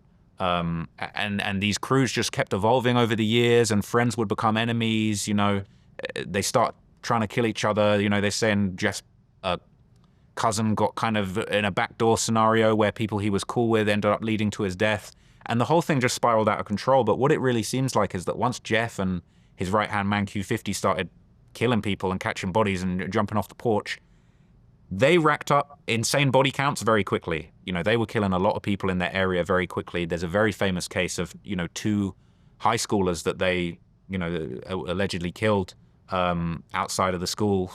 2 young men, Monty and Lil Rob, got killed, and it's on camera outside of the school. The surveillance footage of them running out, shooting them. There's amateur footage of people filming the kids dying on the ground. And then the next thing you know, Jeff's got a song out called Ah.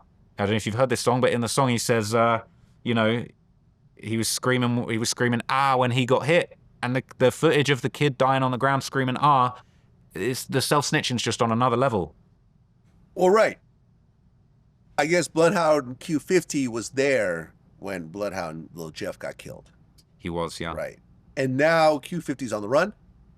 Yeah, so, I mean, Q50 says he's got 8 bodies, right? He says he's up 8 hats. He said that in numerous songs. He's claiming to have killed 8 people, same way Jeff was claiming to kill 10 or 11. Most of Jeff's music, he's talking about killing 10 people. I don't think he hopped on live talking about he's got his 11th body, but I don't know if he recorded much between catching his 11th body and him losing his life. But essentially, like, you know, Q50's still out here. He got arrested for a little period of time, but he got let back out, and he's just out here, you know, navigating the streets supposedly with 8 bodies. I don't know how he's not in jail. It's actually kind of baffling, this whole situation. I think if Jeff was here, he would definitely be in jail, facing really serious charges for a number of bodies that he'd allegedly committed and claimed. Those guys made it really obvious for everyone, you know. Q50 himself, he's got a bunch of lyrics where he's talking about people that got killed. You know, there was a McDonald's in Chicago where, you know, somebody's mother got shot, and he's in songs rapping about it. So his mum got in the way. That type of stuff happens. You know, we shot up the McDonald's and it got closed down. They're talking so openly about the stuff that happened. It's actually insane. And so much of it's getting caught on camera. It's wild. And then the even more crazy thing about Jeff and Q50 is that, you know, allegedly they were doing for money in another city. So there's a whole bunch of lyrics that they've got talking about, I'm in Milwaukee taking hits for paper, doing hits for change. And only since my documentaries came out, there's been a new, what's it called? A new theory on Reddit that there's basically was in Milwaukee that people are saying, yo, this is the one where Jeff and Q50, they were paid to kill one guy and they ended up killing 3 guys. And then there's a bunch of lyrics where Jeff and Q50 have these little bars where they're talking about my first hit was a 2 for 1, or I'm in Milwaukee doing hits for the change. My first hit wasn't a regular hit. It's actually crazy. These guys are taking it to a whole nother level, and you can tell that they idolize Von. You know, you can tell that they really idolize Von. They were really in this mindset of like, we're going to commit murder and we're going to rap about it and we're going to come up off the back of it and we're going to be the demons in this new generation. Obviously, Lil Jeff lost his life before he could really see the success. You know, I personally think Lil Jeff was a very talented rapper. His Steppin' in Blood mixtape, I think, is one of the best Chicago mixtapes to have come out. The music's incredible. He is really doing all of the stuff that he said. He's got a song called In Your Home talking about, oh, I would have run inside his home if my gun didn't jam. And we seen in that footage of Lil Jeff getting killed, he was trying to run in somebody's home. He was really doing what he said. He died doing what he said. And I think Q50's even, you know, had some posts out saying, you know, Jeff went out the way he would have wanted to go out. You know, I think Q50's got this one lyric where he says, your homie died getting chased by somebody. My homie died chasing somebody. There's a difference. And they really wear it as a badge of honor. But, you know, to be honest, I think what's really interesting about the Lil Jeff case, famously Jeff and Q50 and Relvert is another guy in their crew, you know, they were, I think was on DJU, crushing up and sniffing it on camera. That was a big thing that they did. That was a viral moment. Demonic rappers crushing up perks and sniffing them on camera in Chicago. And they kind of created this whole wave where they were doing all of this wild stuff. But they became almost like the poster children for this new generation of drugged out demonic rappers. And I mentioned it in the documentary. What was really interesting is that it's drill music. It's so aggressive and it's so violent. You know, the type of drill music that Von was making, it was all about picking up a... What I think Lil Jeff and Q50 have done that's really interesting and is like a whole new generation, they're bringing that drugged out type of vibe that like the sort of SoundCloud druggy rappers of 2016 were doing and bringing it into the drill. So they're bringing that drug culture and the lean and the perk culture, something you might expect to hear on a Future record, and then mixing it in on the violence, talking about we're going to sniff and then go and kill somebody. So I think by accident, those guys have almost created this whole new lane when it comes to kind of Chicago gangster drug rap, that's sort of this whole new lane. But ultimately they, at least in Jeff's case, you know, he lost his life before he could even really see this come to fruition. You know, I don't think he got to see his first song hit 1 million views, you know, before he passed away, but they were really living it. But the thing that's really interesting is, you know, allegedly the person that shot Lil Jeff on the porch that day, a guy called Trap City Rob, that's who everyone says was the alleged shooter. He's kind of an older guy, right? And if you see that documentary, you'll see I kind of break down that, like, after Jeff got killed, this whole movement of like Unk Gang formed, of this older member that took out Jeff. And it's almost like there's become this dichotomy between like the Unks, the sort of older, more responsible, conscious generation of sort of trappers in Chicago, and then these younger perk sniffing demons that are just completely out of control. And, you know, that guy, Trap City Rob, he's been doing a lot of interviews, really talking like quite consciously about, you know, the life in the streets and sort of talking about how he wants to invest in his community and he doesn't condone the violence. And it's really interesting is that like the guy that killed Jeff has almost, or allegedly killed Jeff, has become almost like the perfect contrast to Jeff's generation, drugged out, we're trying to kill everybody. Whereas Unk, he's just minding his business, you know, he didn't want to have to deal with Jeff trying to run in his house that day, but he stood on business, did what he had to do. But they're just trying to focus on money. So the death of Jeff and everything that's gone on around this story has almost like, it's created this proxy of what's going on in Chicago between the old heads and the younger kids that are just out of control. You know what I'm saying? If that makes sense. Like, it's a story that's really like a wider commentary on what's going on in wider Chicago as far as the different generations and how they're behaving in the streets. Well, yeah, I feel that what we're seeing, I know people don't want to admit this, is a bunch of drug addicts acting like drug addicts, right? When you go by Skid Row in LA and you see a bunch of, you know, cracked out, pilled out addicts going crazy, beating each other up, stabbing each other, shooting each other, well, you think, oh no, that's different. Just because these people rap, you feel like they're in a different category. It's the same shit.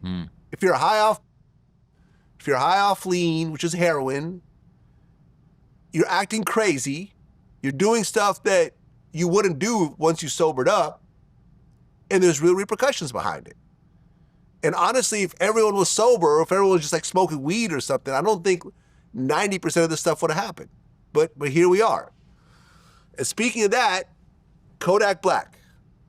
Recently, he was on live stream and his car caught on fire. Did you see that? I didn't actually see that. People have been telling me about that, but I didn't see that clip yet. Yeah. And you did a doc called The Many Stupid Crimes of Kodak Black. Yeah, I did. That was a throwback. Yeah. What's the highlight of this? Because, you've seen Kodak go in and out of jail. He was pardoned by Trump, only to get into more trouble afterwards. Yeah, well, I mean, that video was quite a while ago, and that was really about Kodak's case, where, he allegedly, he's a felon, he's not supposed to have. He went, I think, with a fake identity and a fake social security, bought a bunch of himself at the store, and got caught up with it, and caught the case, and went to jail, and miraculously ends up getting pardoned by President Trump. Now, I don't know how the hell that came about for Trump. I mean, you got to give credit to Trump. Whatever your politics are, man, freed Kodak, freed Wheezy. You know what I'm saying? We nearly lost Lil Wayne for a minute. Trump stood on business and got him out. You know what I'm saying? So that was just a crazy piece of culture that even happened. But I think the thing with Kodak is difficult because he comes. Look, I'll keep it real. I'm a fan of Kodak, but he comes across as dumb. You see him in interviews. He doesn't come across as the sharpest tool in the box. He's probably been through a lot. He's probably dealing with not the highest levels of education where he's coming from. He don't seem like a valedictorian to me. And he's getting himself in trouble. I feel like, not to disrespect, but like if you were smart, you probably wouldn't be buying with fake social securities yourself and getting caught up and jammed up like that. He's rich enough to afford security.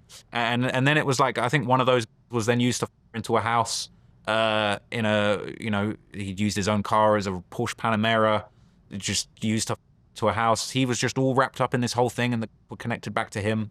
It's not a very smart thing to do. I don't know how or why, and he's somebody that's spoken pretty openly about having a drug problem. I think he had that famous lyric, what was it, was fake, but I still ate it. Yeah, I'm a gremlin. He actually addressed that, I think, on stage where he said, I'm sorry for that lyric. I wouldn't eat fake. I'm saying, because that is dangerous. I mean, in fact, that's why NBA YoungBoy caught all those drug charges, because he was trying to avoid the fake. So he was calling in with fake names, trying to get prescriptions from actual pharmacies so he could support his drug habit. And ultimately, he caught like 65 drug charges. Yeah, that's crazy. That's crazy. So, I think, to me, it's just been fascinating because, look, I'd never done a perk in my life. I barely knew what a perk was until a couple of years ago. That's some American stuff. The young kids, they're just so perked out now, everywhere I'm going, I went to New York, I'm linked up with some young rappers, they're offering me a perk. I'm like, bro, I didn't even know that. Like, don't worry about it. But it seems like every generation has got their different drug fascination when it comes to this hip hop stuff, Everyone's now, you got people doing, what is it, Galaxy Gas. It's just crazy out here. But, I think the unfortunate truth is that a lot of these young guys are dealing with a lot of trauma. And, they're dealing with dead homies. They're dealing with people trying to kill them every day. I'm not condoning it, but I understand why you might want to pop a little perk and forget about some of those problems. Try and just relax for a little bit. Now, the fact you got guys popping perks and going on, now that's crazy. I don't understand that one. There was even that famous lyric by Muwop. It's obviously one of King Von's right-hand men, talking about, what was it? He says, oh, you need to do it. All I need to do is get behind the wheel. Like, we don't do perks, we drill sober. Like, that's what people was like a badge of pride. Whereas now you got these young bloodhound guys, they're actually hyped. They're like, yo, we're sniffing perks and spinning. Like, that's what we're doing. I feel like you've probably got guys doing perks, they probably don't even remember what they did. Probably catching cases, they probably don't even remember it. They're probably waking up next day thinking, did that even happen? I think it's very sad, man, the drug and the gang kind of overlap. But, I feel like that comes from trauma. I feel like a lot of people that get hooked on serious drugs, whether it's heroin, I think a lot of people are, they're trying to crush their trauma. They're trying to escape their minds. They're dealing with a lot of difficult situations. You're coming from the hood. You're coming from a difficult environment. You've seen homies die. You lost friends. I don't blame you to want to get on but, we see where that stuff leads, and it is very negative, man. So I don't know where it all leads from here, but I do feel like the drugs in hip hop is just getting more serious. It's getting worse. It's getting more dangerous. A bunch of young, armed, dangerous, angry young men on perks ain't really what society needs right now. One of my members, I have a VladTV YouTube member section, And sometimes when I do interviews, I'll do a forum post and say, hey, what should I ask so-and-so? In this case, it was you. And one of my members, Colin Stevens, 9004, said, do you know anything about the Kodak Black and Pressa beef? Because I guess you touched on it at one point. And the rumor was that when Kodak got shot, Pressa was allegedly, or his crew was allegedly involved in it. I don't know if it's true, but I guess you touched on it, but you never really expanded on it. Well, and once again, Pressa, me and you were cool. You've done multiple interviews on my platform. I'm not saying you had anything to do with it, but this is the rumor that's going around, so I figured I'd bring it up. So this has been resurfaced actually in the last couple of days. So I don't know how familiar you are with Top 5. Yeah, he just beat a murder. Yeah, so Top 5 just had his murder case dropped, right? So he's come back out, and he's been linking up with the top demons from that side of town. Like he's always been linked up with Pressa. I don't know if you know about Pressa's brother, Boondog. He is a very infamous figure in the Toronto streets, and he's also a rapper. He's a dope rapper as well. Shout out to Boondog. Pressa's hard as well. I'm a big fan of his.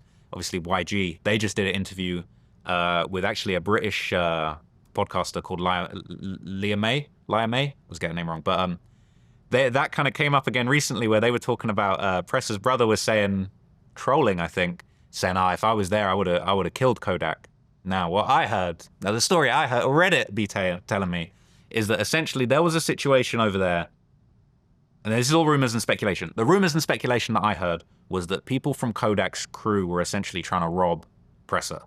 Like, he's got a Wassa chain. Obviously, it's a tribute to one of his fallen friends. There was a rumor I heard that he was getting pressed for his chain by some people within that group. They were out, they were overseas, some kind of event, and there was like a scuffle over the chain, and, shots were fired. Kodak got hit in the leg. A lot of people... Wait, but didn't Kodak get shot in the leg in L.A.? I think maybe this was in L.A., or was it in Miami? But it took place in the U.S. Yeah, it was a Justin Bieber party. Yeah, Justin Bieber party, yeah. So, obviously, this is going on. Shots get fired where allegedly people are trying to press Pressa for his chain. And, so we don't know where the shots came from. But obviously, Pressa's brother Boondog's, in an interview recently talking about, if I was there, I would have killed him. Now, he's a super troll. I don't know who did what, but that's the situation that I heard. Those guys have been kind of trolling it and claiming it and referencing it here and there. Now Top 5's back out. He's brought the whole thing back up again. But, what was really interesting about that case is, like, it kind of happened and then it went super quiet for a bit. It sort of, like, was very quiet, and then all these rumors were floating around about, it's actually the Toronto guys that were involved in this situation.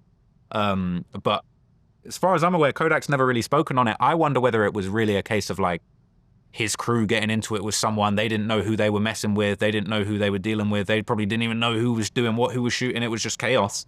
But then, slowly this rumor has circulated that it was those guys from Toronto. But then again, this is just a rumor. Allegedly, perhaps Pressa and his brother and them guys have had nothing to do with it. But it's all resurfaced recently now that Top 5's out going crazy with it. And those guys were just saying they would have killed Kodak if it was them. But, what I'm saying? Who knows? Man, I've said this so many times. When you look at hip hop, 99% of the problems don't come from the actual rapper. It comes from the entourage.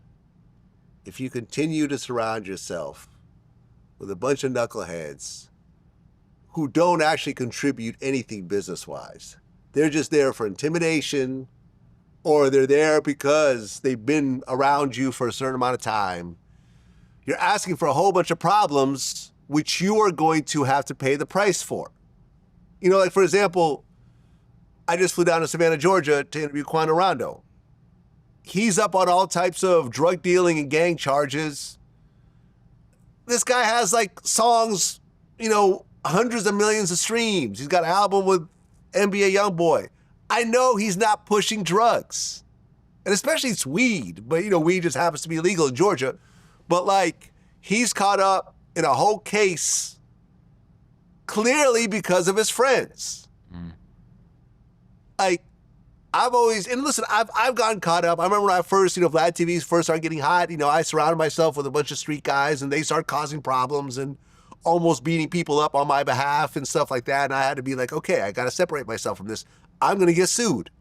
I'm going to get criminally charged, allegedly. Not allegedly, but, there's a chance of it. Someone gets beat someone up and I'm the person who's in charge of this crew, I might go to jail over this. So I had to just separate myself and only keep people that I'm employed full time that are actually doing a job like regular employees. And if I need someone to handle something violent, I'll hire actual real security, whether it's LAPD, NYPD, or actual licensed armed security that will do whatever is necessary. Then we'll get on the stand and explain step by step what happened. As opposed to like a street guy that does something, he's like, oh, I'm not gonna snitch, I'm not gonna say anything. Next thing you know, the person in charge, whether it's me or the rapper or whatever, is holding the bag for this problem. And I just wish that the hip hop would just grow up a little bit and realize this. Like, how often is it the rapper who actually does it, as opposed to Entourage? Almost never. Almost never. And this is what pisses me off. I agree with you. I feel like it's tricky. I feel like Quando's got a very unique situation. I honestly, like, I feel so bad for Quando for everything that's happened, the Von situation. He's got to look over his shoulder for the rest of his life. And he's probably is getting jammed up because he's in a situation where he does need street guys around him, unfortunately, for what he's facing with, for what he's dealing with.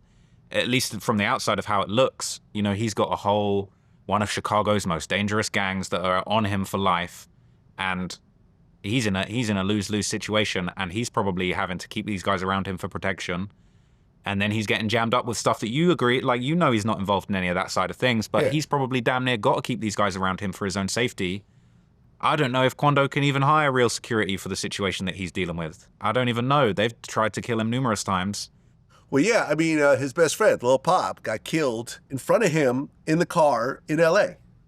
Yeah, and there's been a lot of theories about that situation, about exactly why or who or whatever has been involved. There's been a lot of little lyrics, little pot shots from different people over the years about that situation. But no matter how you look at it, bro, this is the situation. Quando's dealing with life or death. And before that, they shot up his car 100 times. Fortunately, no one died.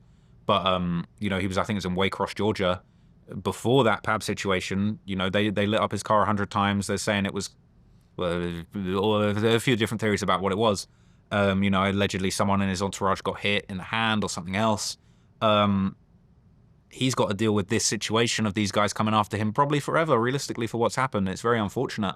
I think he's dealing with a very unique situation, but I agree. I think the average rapper, as soon as you get a bit of money, you need to cut the homie security loose, And if you've got people in your team that are street that want to level up and, do serious things themselves, you could put someone on and give someone a deal, but you're right. You don't need to bring the whole gang entourage through to be causing trouble everywhere you go. And it happens to so many different rappers, the crew getting caught up. Who was it? Was it Nardo Wick that had the security knock out the kid, brutalize the kid? Oh, yeah. No, I saw the video. It was disgraceful, man. He was just trying to get an autograph or a picture or something. And that's how you're treating your fans. Yeah. And he was a fan, yeah. Probably going to catch a huge lawsuit over that. Oh, yeah. You know what I mean? No, the kid ended up in the hospital. A kid looked like he nearly died in the footage. It was crazy. Yeah. It was awful. And so, but then again, like we said before, unfortunately, a lot of people are street smart, but maybe they're not book smart, or maybe they're not, socially smart, and they don't realize the risk that they're taking on by having the wrong kind of people around them. Bringing all the homies through, it does cause more problems than it's worth. And it's unfortunate. But Quando is such a unique situation, man. I just feel bad for that guy because he's so talented. But the situation that he's ended up in, man, he didn't want to be in that situation, Goddamn, accidentally winds up killing damn near the most infamous gangster from Southside Chicago, and now he's got to worry about this thing his whole life. He didn't even want to be in that fight. So no, not at all. So it's actually he didn't want to talk about it in our interview. And I honestly, understand. Yeah, he just was like, man, I just don't really want to talk about it. That's in the past. And I respect it. And he's talked about it at length. And the thing that's interesting about Quando is, like, obviously everyone wants to talk to him about the whole Von and the Durk beef and that, but his life's been so interesting. He's got a whole bunch of interesting stuff to talk about separate from that. Obviously, people want to know about that situation, but it is very sad, man. It's very messed up. And obviously, yeah, the big question mark is always like, well, how much is Durk doing to keep pushing the fire towards Quando and stuff like that? And I often wonder, man. I often wonder, will the murder of Lil Pab get solved? It happened in a very high-profile area. It wouldn't surprise me. Like, that was like when Duck got killed, what was outside the Beverly Center. Yeah. It wouldn't surprise me if that gets solved eventually. And I think we'd all be very curious to know who exactly set that up. Yeah, I mean, I hope so. Because I like Quando Rondo.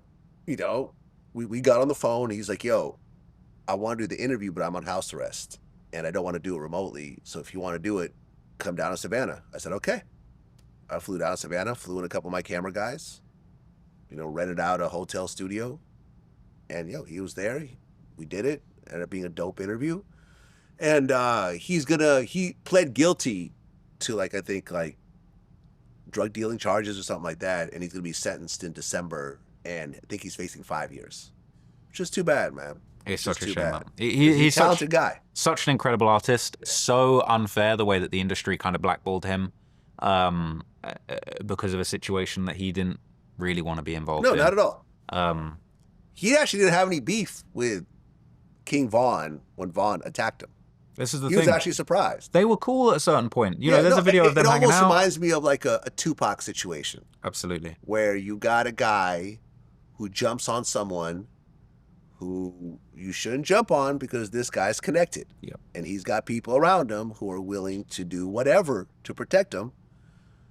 And you see a repercussion, in Tupac's case, it happened later that night. And, King Von's case, it happened immediately. Yeah. And I told him, even though he don't want to talk about it, I said, I don't think you did anything wrong. He's like, I'm going to say it. If you don't want to say it, I'll say it. You didn't do anything wrong, meaning that, he wasn't the shooter, but it was his people, little Tim. But you expect people to protect you in that fashion, especially when you're the victim. And ultimately, little Tim was cleared because of Georgia's stand your ground law. But look, King Von got killed. This dude Slutty got killed. Yeah. Old Block Louie got shot in the head. I interviewed him. His head is all swollen still. And Tim got hit. Yeah, Tim got shitbagged, I think. Injured, it was just a disaster.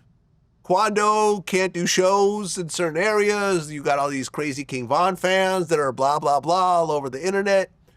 It's something that everyone lost.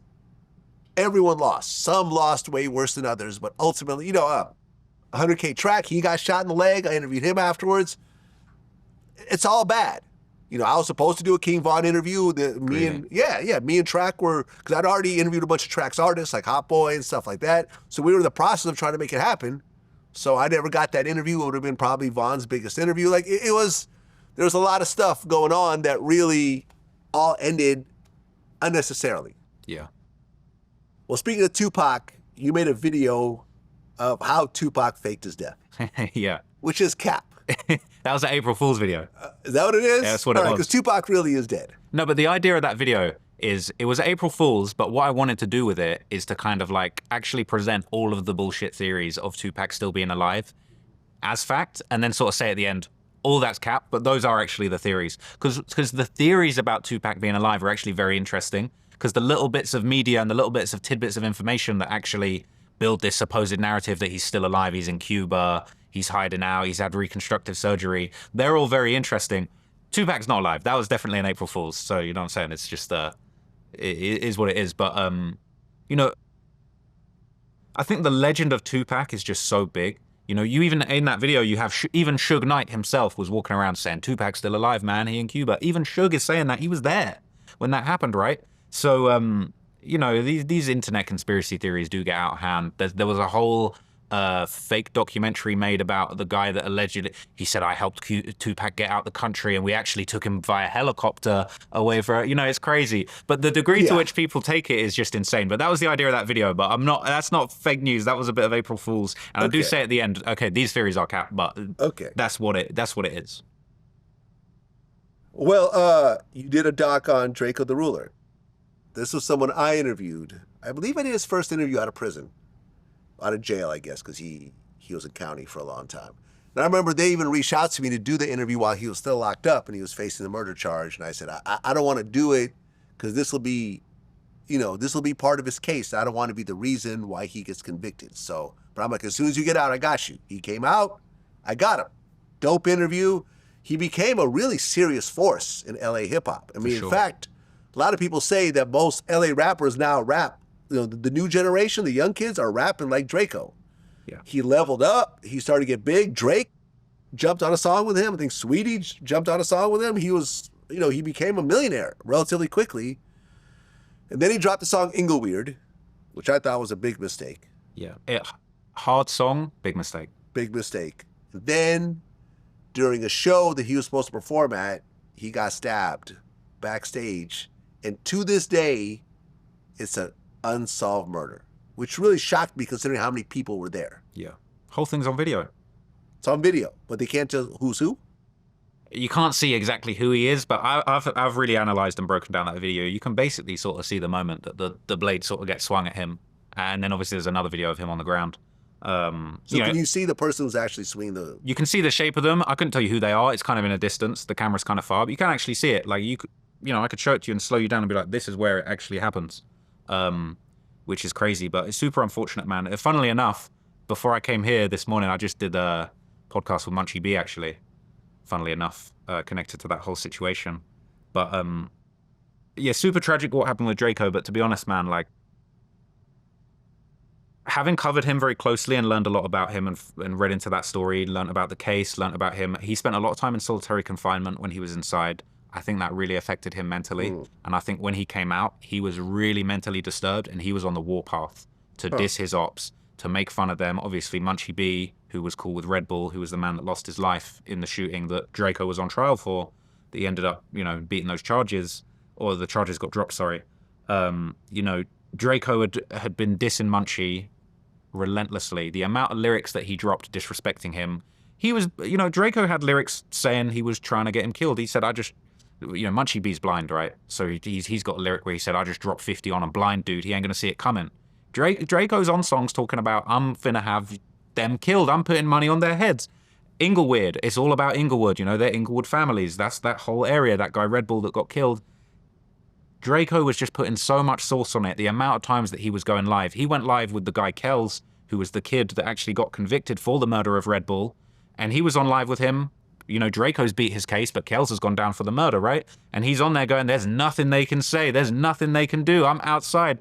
Like, he was just haunting it relentlessly, and it's such a shame. He was getting Drake features. He was dealing with the most serious people in the game, but he couldn't leave that alone. One of his last interviews that he did was on No Jumper, where he was really dissing the ops heavily, to the point where Adam didn't really clock what he was talking about. But he's saying all this disrespectful stuff. Adam's like, what? But when AD, who was at the time was on No Jumper, sat next to Adam saying, yo, we got to leave that alone. I've broken it all down in my video and worked out like, yo, he's talking about this person. He's dissing this, but he's being very disrespectful to this person, to this area, to this person from Inglewood. The fact that you would have Drake features and you would still be beefing like that, he was just on the warpath, And I personally, my theory was that he was so affected by the solitary confinement that he had served while inside, that affected him mentally. And that when he got out, all he could think about was just beefing with the ops, putting them down. He was probably so mentally disturbed, he probably couldn't, so traumatized, PTSD, he couldn't even really appreciate the positive stuff that he had going on. And he kept pushing this beef. And as far as I'm aware, those guys on that other side, they didn't really, from what I was aware, they didn't really put shade on him like that. I mean, really, it was more so like in the late stages, or especially after Draco died, that they really started dissing him. Munchie dropped a song over the Inglewood beat right after Draco died, dissing him and talking about he got stabbed in the neck and all of this stuff. Obviously, no one was ever caught for the crime, but, there was certainly a big group of people that were very happy when Draco got killed. But I feel like he really had a death wish, to be honest. He was just acting absolutely outrageous. He was going live. He was pulling up on people. He was saying that he was chasing this person. Some lyric where he's like, I never seen somebody run from a Rolls Royce like this. Like, saying he was sliding on people in his Rolls Royce, just moving crazy. So it's very unfortunate, man. I think a lot of guys probably do get really traumatized when they're incarcerated, to go through solitary confinement, and then when they get back in the streets, they're just not thinking with all of their brain cells, unfortunately. And Draco just went out beefing when he had just a great opportunity in front of him, man. It's very sad. Yeah, I had Brick Baby on my show recently. That was amazing. About that whole Great situation. Interview. Thank you. And he said, yeah, I don't know why Draco was pushing the line the way he was, because he wasn't a gang member. But he was kind of acting like one in his music and his social media presence. And yeah, ultimately he paid the price for that, it seems. I think what's interesting about those guys, from what I understand, right, you got the Stink Team, which was like their little crew, where that was like the rap collective, but also they were like a crew of flockers, right? They were like a burglary crew. And, it's famous, their whole thing. They've got all this Asian iconography. Their thing was, we rob Asian people. Asians keep cash in their house or whatever. We rob them. But from what I understood, that crew was kind of made up of like an amalgamation of different guys from different sets, few different Crips that were involved with them. The thing that really doesn't add up to me to this day was like that day when the murder took place, you know, when Red Bull was killed. Things just don't add up. You know, obviously we know that the young man Kells that actually ended up going down for the murder that was allegedly the shooter, you know, he got snitched on by, you know, another guy that was in their crew ultimately that ended up telling about the situation. But it was always like we were saying about the big nut thing, it was always just unclear exactly like where or exactly like why it all went down the way it did. You know, was Draco instigating what was going on? You know, they were at I think it was like a pajama party. They see this guy Red Bull from Inglewood come by and they open fire, but it sort of doesn't add up. Like when you see the paperwork, it sort of doesn't add up. And it's kind of like, was Draco really the shot caller for this stuff to happen? Or was it just he had a young bull that was just wild, that just saw someone they didn't like, shot him up, and just the crew were just like, shit, we just got to hold this. Like it was very unclear to me. And even, you know, having watched interviews with people like Munchie and, you know, other people from that area, Frosty, that Draco was beefing with, like a lot of those guys kind of say, we didn't even really know him like that. We didn't know it was that serious with them. And, you know, until Red Bull winds up losing his life, and then next thing you know, Draco's dissing these guys relentlessly. But it was a little bit hard to understand how this beef escalated so much. And there's a little part of me that feels like, you know, maybe Draco, it was that real kind of era when drill and the violent gangster rap was really kind of having a resurgence. And I wonder whether Draco just sort of felt like, well, I'm not the killer, and I'm not really gang like that, but I'm going to claim this. This is going to be part of my music and part of my story, and I'm going to claim the Red Bull murder, and I'm going to diss Inglewood, and I'm going to take it to the next level, and this is what's going to give me some more motion. You know, a very bad decision, but maybe that was his reasoning. But it was really hard for me to understand, like, why are you going out like that? You know, why are you treating these guys like this? As far as I was aware, there wasn't a historical beef. Well, you were on My Expert Opinion, Math Office Show, which I've done a few times as well. And during your interview, which Adam was part of also, Mecca gave you a hard time. He basically was saying that although he doesn't feel that you go in with the intentions of getting rappers hurt based on your documentaries, a lot of times, or not a lot of times, but sometimes that's the repercussions of it. How do you feel about that now, you know, when you're not in the moment anymore? Yeah, you know, I disagree with it. A quote that somebody said to me recently that I thought resonated was like, blaming me for the violence is like blaming the weatherman for it being raining. You know, I'm here to report on what's going on whether it's in the streets, in the music. You know, I'm talking about songs that have got millions of views, people talking about violence, things that they're involved in. I think as fans, as a community, as a historian of hip hop, gangster rap, and drill music, I think we should be able to talk about these things. If you've got songs with millions of views talking about we're smoking this person, smoking that person, I think we're all well within our right to talk about these things that are going on. My thing is, it's like, I'm not bringing anything to the table that's not already public knowledge. I only deal with public sources. I'm an open source journalist that does online research. I try and get to the truth. Like, my commitment is to the truth. I think a lot of people are reaching when it comes to trying to say, well, you're responsible for the violence. You made the block hot again. I just don't believe that that's true. And I think that, unfortunately, I think there's sort of like maybe a subset of people, ironically, in the media hip hop space, but they want to kind of like go at the sort of journalists that are covering the drill music, blaming us for the violence that are happening, and bizarrely giving a complete pass to the actual rappers that are committing actual crimes, actual murders, and rapping about it and getting actually rich off the back of it. And I think that for me, it's kind of like, how are we going to have someone like Von that's in the community murdering people, and then Von made $18 million in his career, right? So like, he is actually killing people, actually rapping about it. He's smoking this person, he's smoking that person, he caught this person on this corner at this time, whatever. He's making millions of dollars off it, broadcasting it. I think it's important for people like me to go, yo, this song that you're dancing to, when you say you're smoking Tuka, having a good time, let me explain to you what that actually means in a responsible journalistic way. And I think that's very important, because like, what's the answer? What does Mech want? Oh, Trap La Roche channel gets shut down. No one can talk about the murders. So if you want to talk about a murder, you have to be a rapper. You have to have done it, and you can rap about it. But the news, we might as well shut down CNN while we're there, right? So CNN can't talk about any murders. If a rapper gets killed, CNN aren't allowed to talk about it either. They're not allowed to report on it. And then if you want to go down the route of like, oh, well, the journalists are responsible for the violence, you made it popping again. So what, you're telling me that CNN is responsible for what? Israel-Palestine conflict. Oh, well, Israel-Palestine was going on, but CNN made the block hot again. Like, to me, it's completely absurd and disingenuous. But I'm always welcome to like have that conversation and talk to people about it. Because for me, like, look, I'm a journalist. I'm just trying to get to the truth. I'm doing what any fan would do that wants to find out about the music that they're interested in and they're listening to. And I just think it's wrong to try and blame the journalists. Again, I don't think, like, in the same breath, right, I could say, well, I think Von's music should be taken off streaming services. He's actually killing people and making money off of these murders and profiting from crimes and making the murder sound cool. Von makes slide-in look cool. I'd like to think if you watch one of my videos, I make the slide-in look terrible. I make this lifestyle look like it's a dead end and it goes in a negative way. And I try and give a conscious piece of reporting and a responsible kind of outlook on the things that are going on. But I wouldn't say, oh, well, Von's music shouldn't be allowed to be out there. The same way that he's saying my journalism shouldn't exist.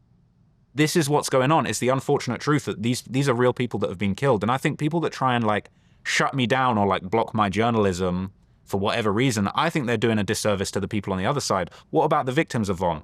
You know, the people that they say, oh, it's all cap, you shouldn't be talking about it. Well, you're doing a disservice to these people that really died, whose families want answers. You know, I've had people's families hit me up and be like, your respect for that, you putting that out there, because everyone's talking dirt on my cousin's name. He's a real person that died. Yeah. And they want to act like it never happened. They want to sweep it under the rug and say Von never did anything. You got 7 families that are grieving the stuff that actually went on around him. And I think it's important as a responsible journalist to put that across and broadcast it and do justice to the actual stories behind the music. Because what's the alternative?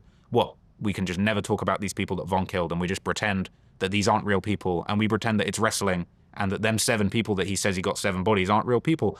I think that's wrong. So I think it's a difference of opinion. And like really, there's probably other reasons why Mech ain't really rocking with me. That, you know, he maybe is not liking my vibe. Maybe doesn't, I don't know, certain things about me that he maybe doesn't appreciate. A lot of people think because you're white, you shouldn't even be able to have an opinion on hip hop. And I would just disagree with that. Well, I wouldn't say that. I mean, I've been on the show multiple times. And me and Mech actually go back. Like, I believe he may have been one of the writers that wrote about me in The Source. I had a Source feature like 2002, like over 20 years ago. So, you know, me and him have a long, you know, a connection that goes back a long time. So I don't think it comes down to black and white, but there is a little bit of a gray area. It is a little bit of a slippery slope. And I've had to deal with that over the years. You know, what I do is a little bit different than you because I do interviews, but like, for example, when I interviewed No Plug about the killing of Bankroll Fresh, it was a self-defense killing. Later on, it was established, which is what No Plug said in our interview, he was shot at first, they returned fire, Bankroll Fresh got killed. Bankroll Fresh's people wanted me to do an interview with them to get their side of the story. At that point, I chose not to because I'm like, if I interview them, this is going to escalate the situation even further. Is that a right or wrong answer? I'm not sure. You know what I'm saying? They were all pissed at me. They did diss songs about me. I understand why they're upset.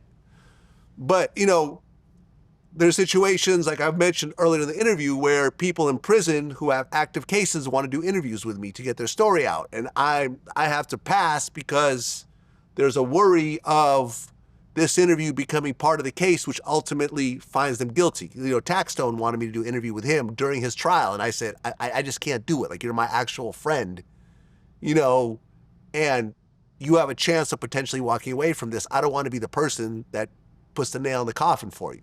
So you can't always say, well, I'm just putting it out there and it's not my fault. Like, you make the decision what you cover, and sometimes what you cover has ramifications. You know, for example, you said, you know, you don't know about the cause of the whole Young Thug situation and not getting killed. Like, I know a little bit about that, but I'm not going to put it out there because I understand the ramifications. Even though I'm a journalist as well, I've been doing it longer than you, I understand ramifications of putting stuff out there, even when it's true. There's certain things that you don't want to potentially put out there because there's serious repercussions, sometimes death or prison and so forth. And shining lights on certain things, you have to make the decision not to do it. People have been asking me for years to interview South Park Mexican. He got a 13-year-old pregnant. I don't want to do it. I don't want to give a child molester a platform. Would it be a story that gets millions of views? I'm sure it would. He's about to get out of prison, I heard. I'm not going to do an interview when he gets out. I'm sure some other outlet will, and I'm sure he'll deny it, but I believe he was like accused or even charged of like molesting like 6 girls who were underage. Like the booty warrior, you know, we were supposed to interview with him. Then I found out there was all these rapes that he actually did in prison. I just don't want people like that on my platform. I don't want to shine more light to that because I don't want people to think, well, I can get famous by raping men or women or underage kids. Like, it's just certain things where I'm just like, I just don't want to do it. And although it does fall within the news, reporting the news category, journalistic category, you know, it's under that umbrella, but I have to make decisions sometimes every day that I'm just not going to shed light on these things and I understand how big of a platform I have. You know, we're at almost 6 million subscribers. I understand that this could blow certain things up. It could turn into international news. I go viral pretty much every month. I understand all that. So you can't just say, well, you can't blame the weatherman for, you know, reporting on the weather. I don't think that's fair. The weather is happening and people are all, you know, they're all seeing it and they're all feeling it, you know. So I don't think that's a very good analogy, just to be honest. I think you should find another analogy that might make a little bit more sense. I stand on it, but let me give a little bit more context. I think the reason why it works for me is because I only deal with public sources. If people hit me up and they're like, yo, let me give you the inside scoop on this. I don't want the inside scoop on anything. I'm only trying to work with what's already out there. And I think what we do is really different. And I agree with what you're saying, because I think, like, if you're going to bring new information to the table that people didn't know and is going to inflame the situation, because it's like, wait, what? Like, we just learned something new? I feel like that's got a different degree of power to it, to me, that's bringing stuff that's already out there. But it's already out there, but it's hidden so deep in Reddit posts and, you know, comments and so forth, that although it technically is public, you are giving it a level of light, considering how popular your channel is, that it's almost new in a certain type of way. I feel like the word almost is doing a lot of heavy lifting in that sentence, though. Almost new. It's almost seriously, as in it's not. If it's public because it's in a Reddit comment 13 pages in, it's hard to say that's public information. It technically is. That's public information. But most people don't know about it unless they happen to be in that particular forum on that particular page. I mean, so you have to say that about anything, though. Realize your impact a little bit more than I think what you're doing now. And this is like OG advice. No, I appreciate and that. I'm not putting you down. I don't want you shut down. Obviously, I'm giving you a platform for the second time. I respect what you do. I'm just saying that it will behoove you to take a step back and look at it a little bit more high level. That's all I'm saying. But my counter to that would be like, you know, you would disagree when people say to you, well, you got Keefe D jammed up. Because that was in his book. It was already out there. But to be fair, you brought it to the forefront. But I admit that, though. I've even said, you know, I solved Tupac's murder, understanding my role in it. And from what I understand, that interview is going to be used in his prosecution. Now, he did write a book, but I did do the interview. But he did other interviews if too, it right? wasn't but if I didn't do the interview, he may have not done other interviews. And if it was just a book, it wouldn't have gotten the attention that a VladTV interview got, millions and millions of views. And he may still be walking around. So I understand my role in terms of where Keefe D is. But so then where's the line, Vlad? Like, at what point do I say, well, if I'm reading something, I'm learning all of this stuff, I'm reading a book. At what point it's like, well, you're not allowed to talk about what you read in this book. No, you're allowed to talk do about it. Stuff You're from Reddit. allowed. No. I would never say you're not allowed to do it. You're allowed to do whatever you want. I'm allowed to interview South Park Mexican and talk about all the little girls he molested. I'm allowed to do that. But we all have to make a choice as to what we put our energy into and what we put out into the world. That's it. See, the way that I view it, though, is like I'm trying to take on these stories with a responsible tone. Like, let's say, for example, I decided to, I don't know a lot about the case, I know a little bit, South Park Mexican. Let's say I'm like, you know what, I'm going to do the South Park Mexican documentary. I'm going to find all the public sources about him. I'm going to find out what happened. I'm going to maybe read some paperwork. I'm going to maybe listen to some interviews, maybe some lyrics, whatever. Piece it all together. I would probably end that documentary and say, this guy's a piece of shit. This is bad. I don't rate this. I don't condone this. This is messed up. I'm trying to take the public fact that's out there and put a responsible kind of tone on it. Because I think that, to me, that's what's really important. I think that's what's missing with the hip-hop, gangster rap, drill culture. King Von makes sliding look cool. You know, I feel like the gangsters, Lil Jeff, he makes killing people look cool. And I feel like my documentary about Lil Jeff makes what he was doing look not cool. He dies at the end of it. It's nothing but death and destruction. He never even got rich. He never really even got to enjoy himself. It's a sad story and it's very negative. So that's the way I feel like I'm doing the journalism responsibly. I get what you're saying, but I just disagree as far as like the way Mech was approaching it, because I just feel like like, what is the example? Like, what's going to happen? I don't think anybody's sliding like, yo, them man, they killed my brother, they killed my cousin, they're dissing me online. I'm not going to slide. Oh, Trap Law Ross mentioned some shit that had already been out there. Okay, now I'm going to slide. And I'm going to slide for Ross, not for my cousin, not for my brother. I'm going to slide for Ross's documentary that came out 10 years after the fact. It's just, it feels like a reach for me to accept the responsibility for what's going on because I'm focused on the public sources. But at the same time, like, I get why it is difficult when it's like, oh yeah, I'm going to interview this gang and he's going to say fuck your homies. And I'm going to go interview him and he's going to say fuck his homies. Right. And then they might bump into each other on Saturday when I'm not there and they're going to do their thing. Mm-hmm. And I kind of get why that would be more serious. Like for me, if these guys have already come on your platform and said fuck his homies and he's gone on No Jumper and said fuck his homies, for me, it's like that's already out there. I feel like as a community of fans and people following the hip hop drill culture, I feel like we're entitled to have a conversation of like, yo, he went on that platform and said F him, he went on that platform and said F him, and that's what happened, that's what's going on, and a couple of songs got made. I just feel like it should be okay to talk about these things. Like I don't know, I just feel like the way that I'm doing things as far as like I'm just dealing with public sources, I'm the perspective of a fan, of a super fan that's doing my research and finding this stuff out. But I respect where you're coming from with the OG advice, and I'm a take that in, and I'm going to think about that some more, man. If there's more like, I mean, what could I do differently that you would say would make you feel like I'm taking that on board? No, listen, I'm not going to tell you to do anything differently. I'm not one of the ones that are saying you shouldn't do it. All I'm saying is, before you do something, you should look at the whole big picture and say, listen, when I put this out and millions of people are going to tune in, what's going to happen afterwards? Am I okay with that? Or am I going to feel bad if something really horrific happens afterwards? You see what I'm saying? If I would have interviewed, Bankroll Freshest people and that, immediately afterwards it turned into a shooting, I would feel bad about that. You know what I'm saying? So I was like, okay, but I'm just going to leave it alone if they want to do something on their own platform. And look, people got on Adam for interviewing one of Pop Smoke's killers. I get it. I went through the same thing with interviewing No Plug. So it's not a wrong or right thing. It's just something that you should think about. And as you get bigger, just realize the implications of what you do. That's it. That's it. And I'm not coming at you like Mecca.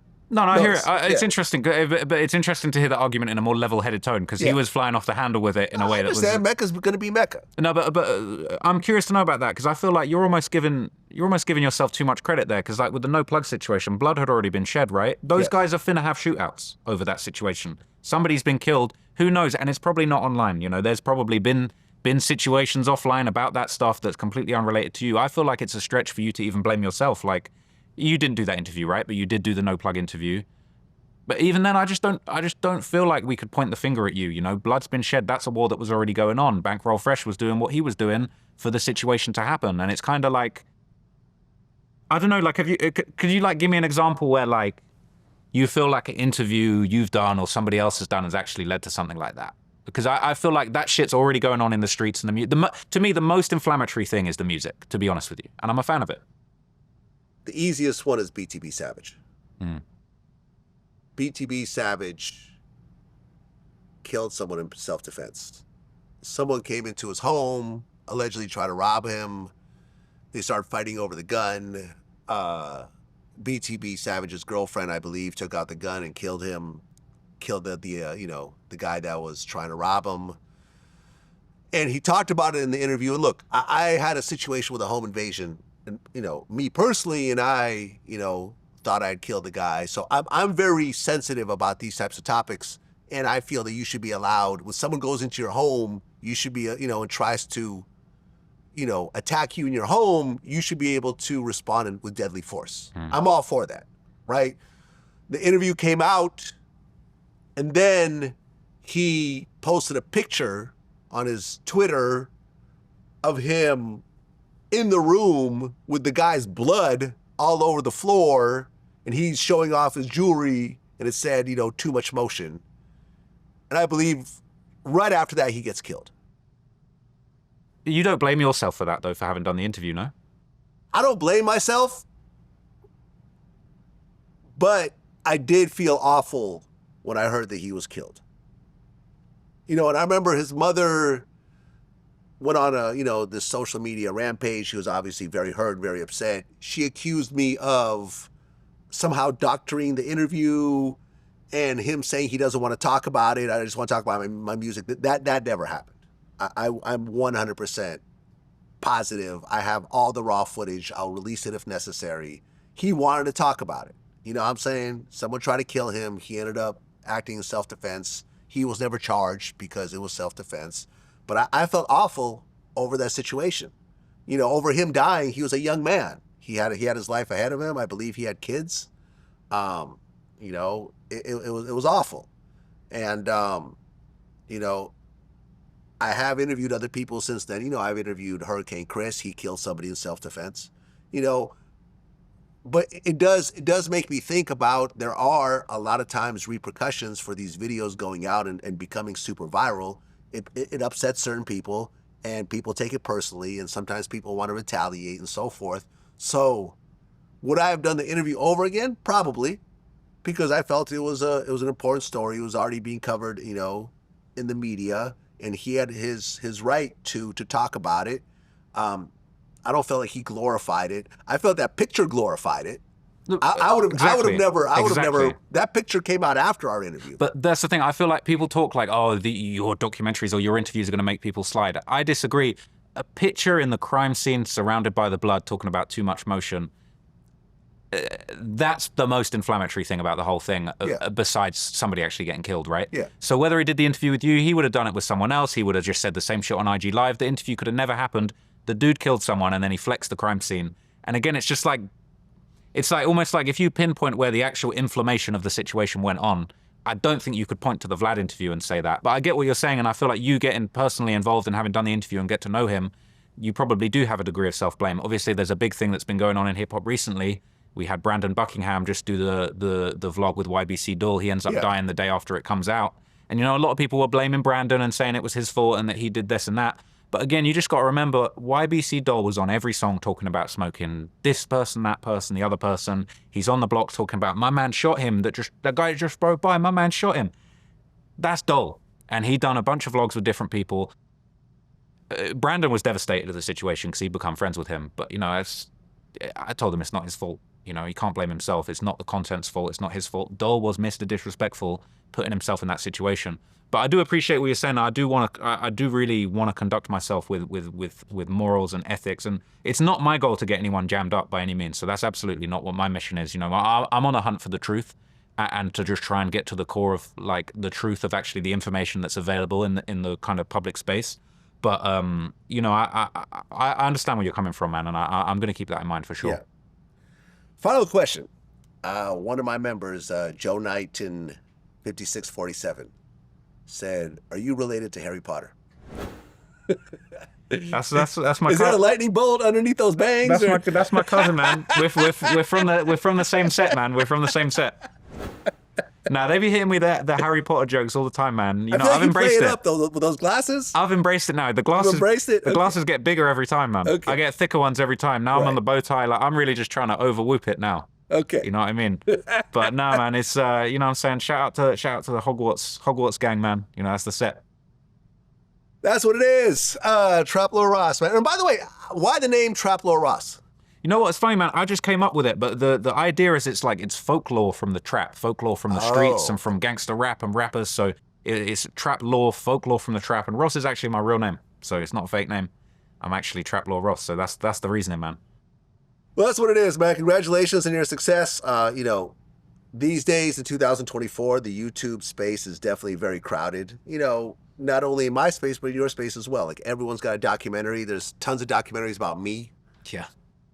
Most of which are very negative, but it just is what it is. It comes with the territory. But the fact that you've actually carved out this lane for yourself, and I really consider you one of the top guys. Thank you. In the hip hop documentary space. I feel like you've really overdone it. You know, these 6-hour pieces, you know, we talked about last time how when you did the King Von serial killer documentary, you went through every single tweet he's ever tweeted in his life. Mm-hmm. The level of OCD that you really, you know, and I have OCD myself, that you really done your job with is very impressive, and I think the numbers show. you know, and the number of fans, the number of viewers, everything else like that, man. So wish you all the best. Thank you so much, Vlad. And, you know, it's a pleasure to be here. You're an OG of the game. You really carved the path for people like me to exist, man. So thank you for everything you're doing, man. And thank you for having me again. Likewise. Peace.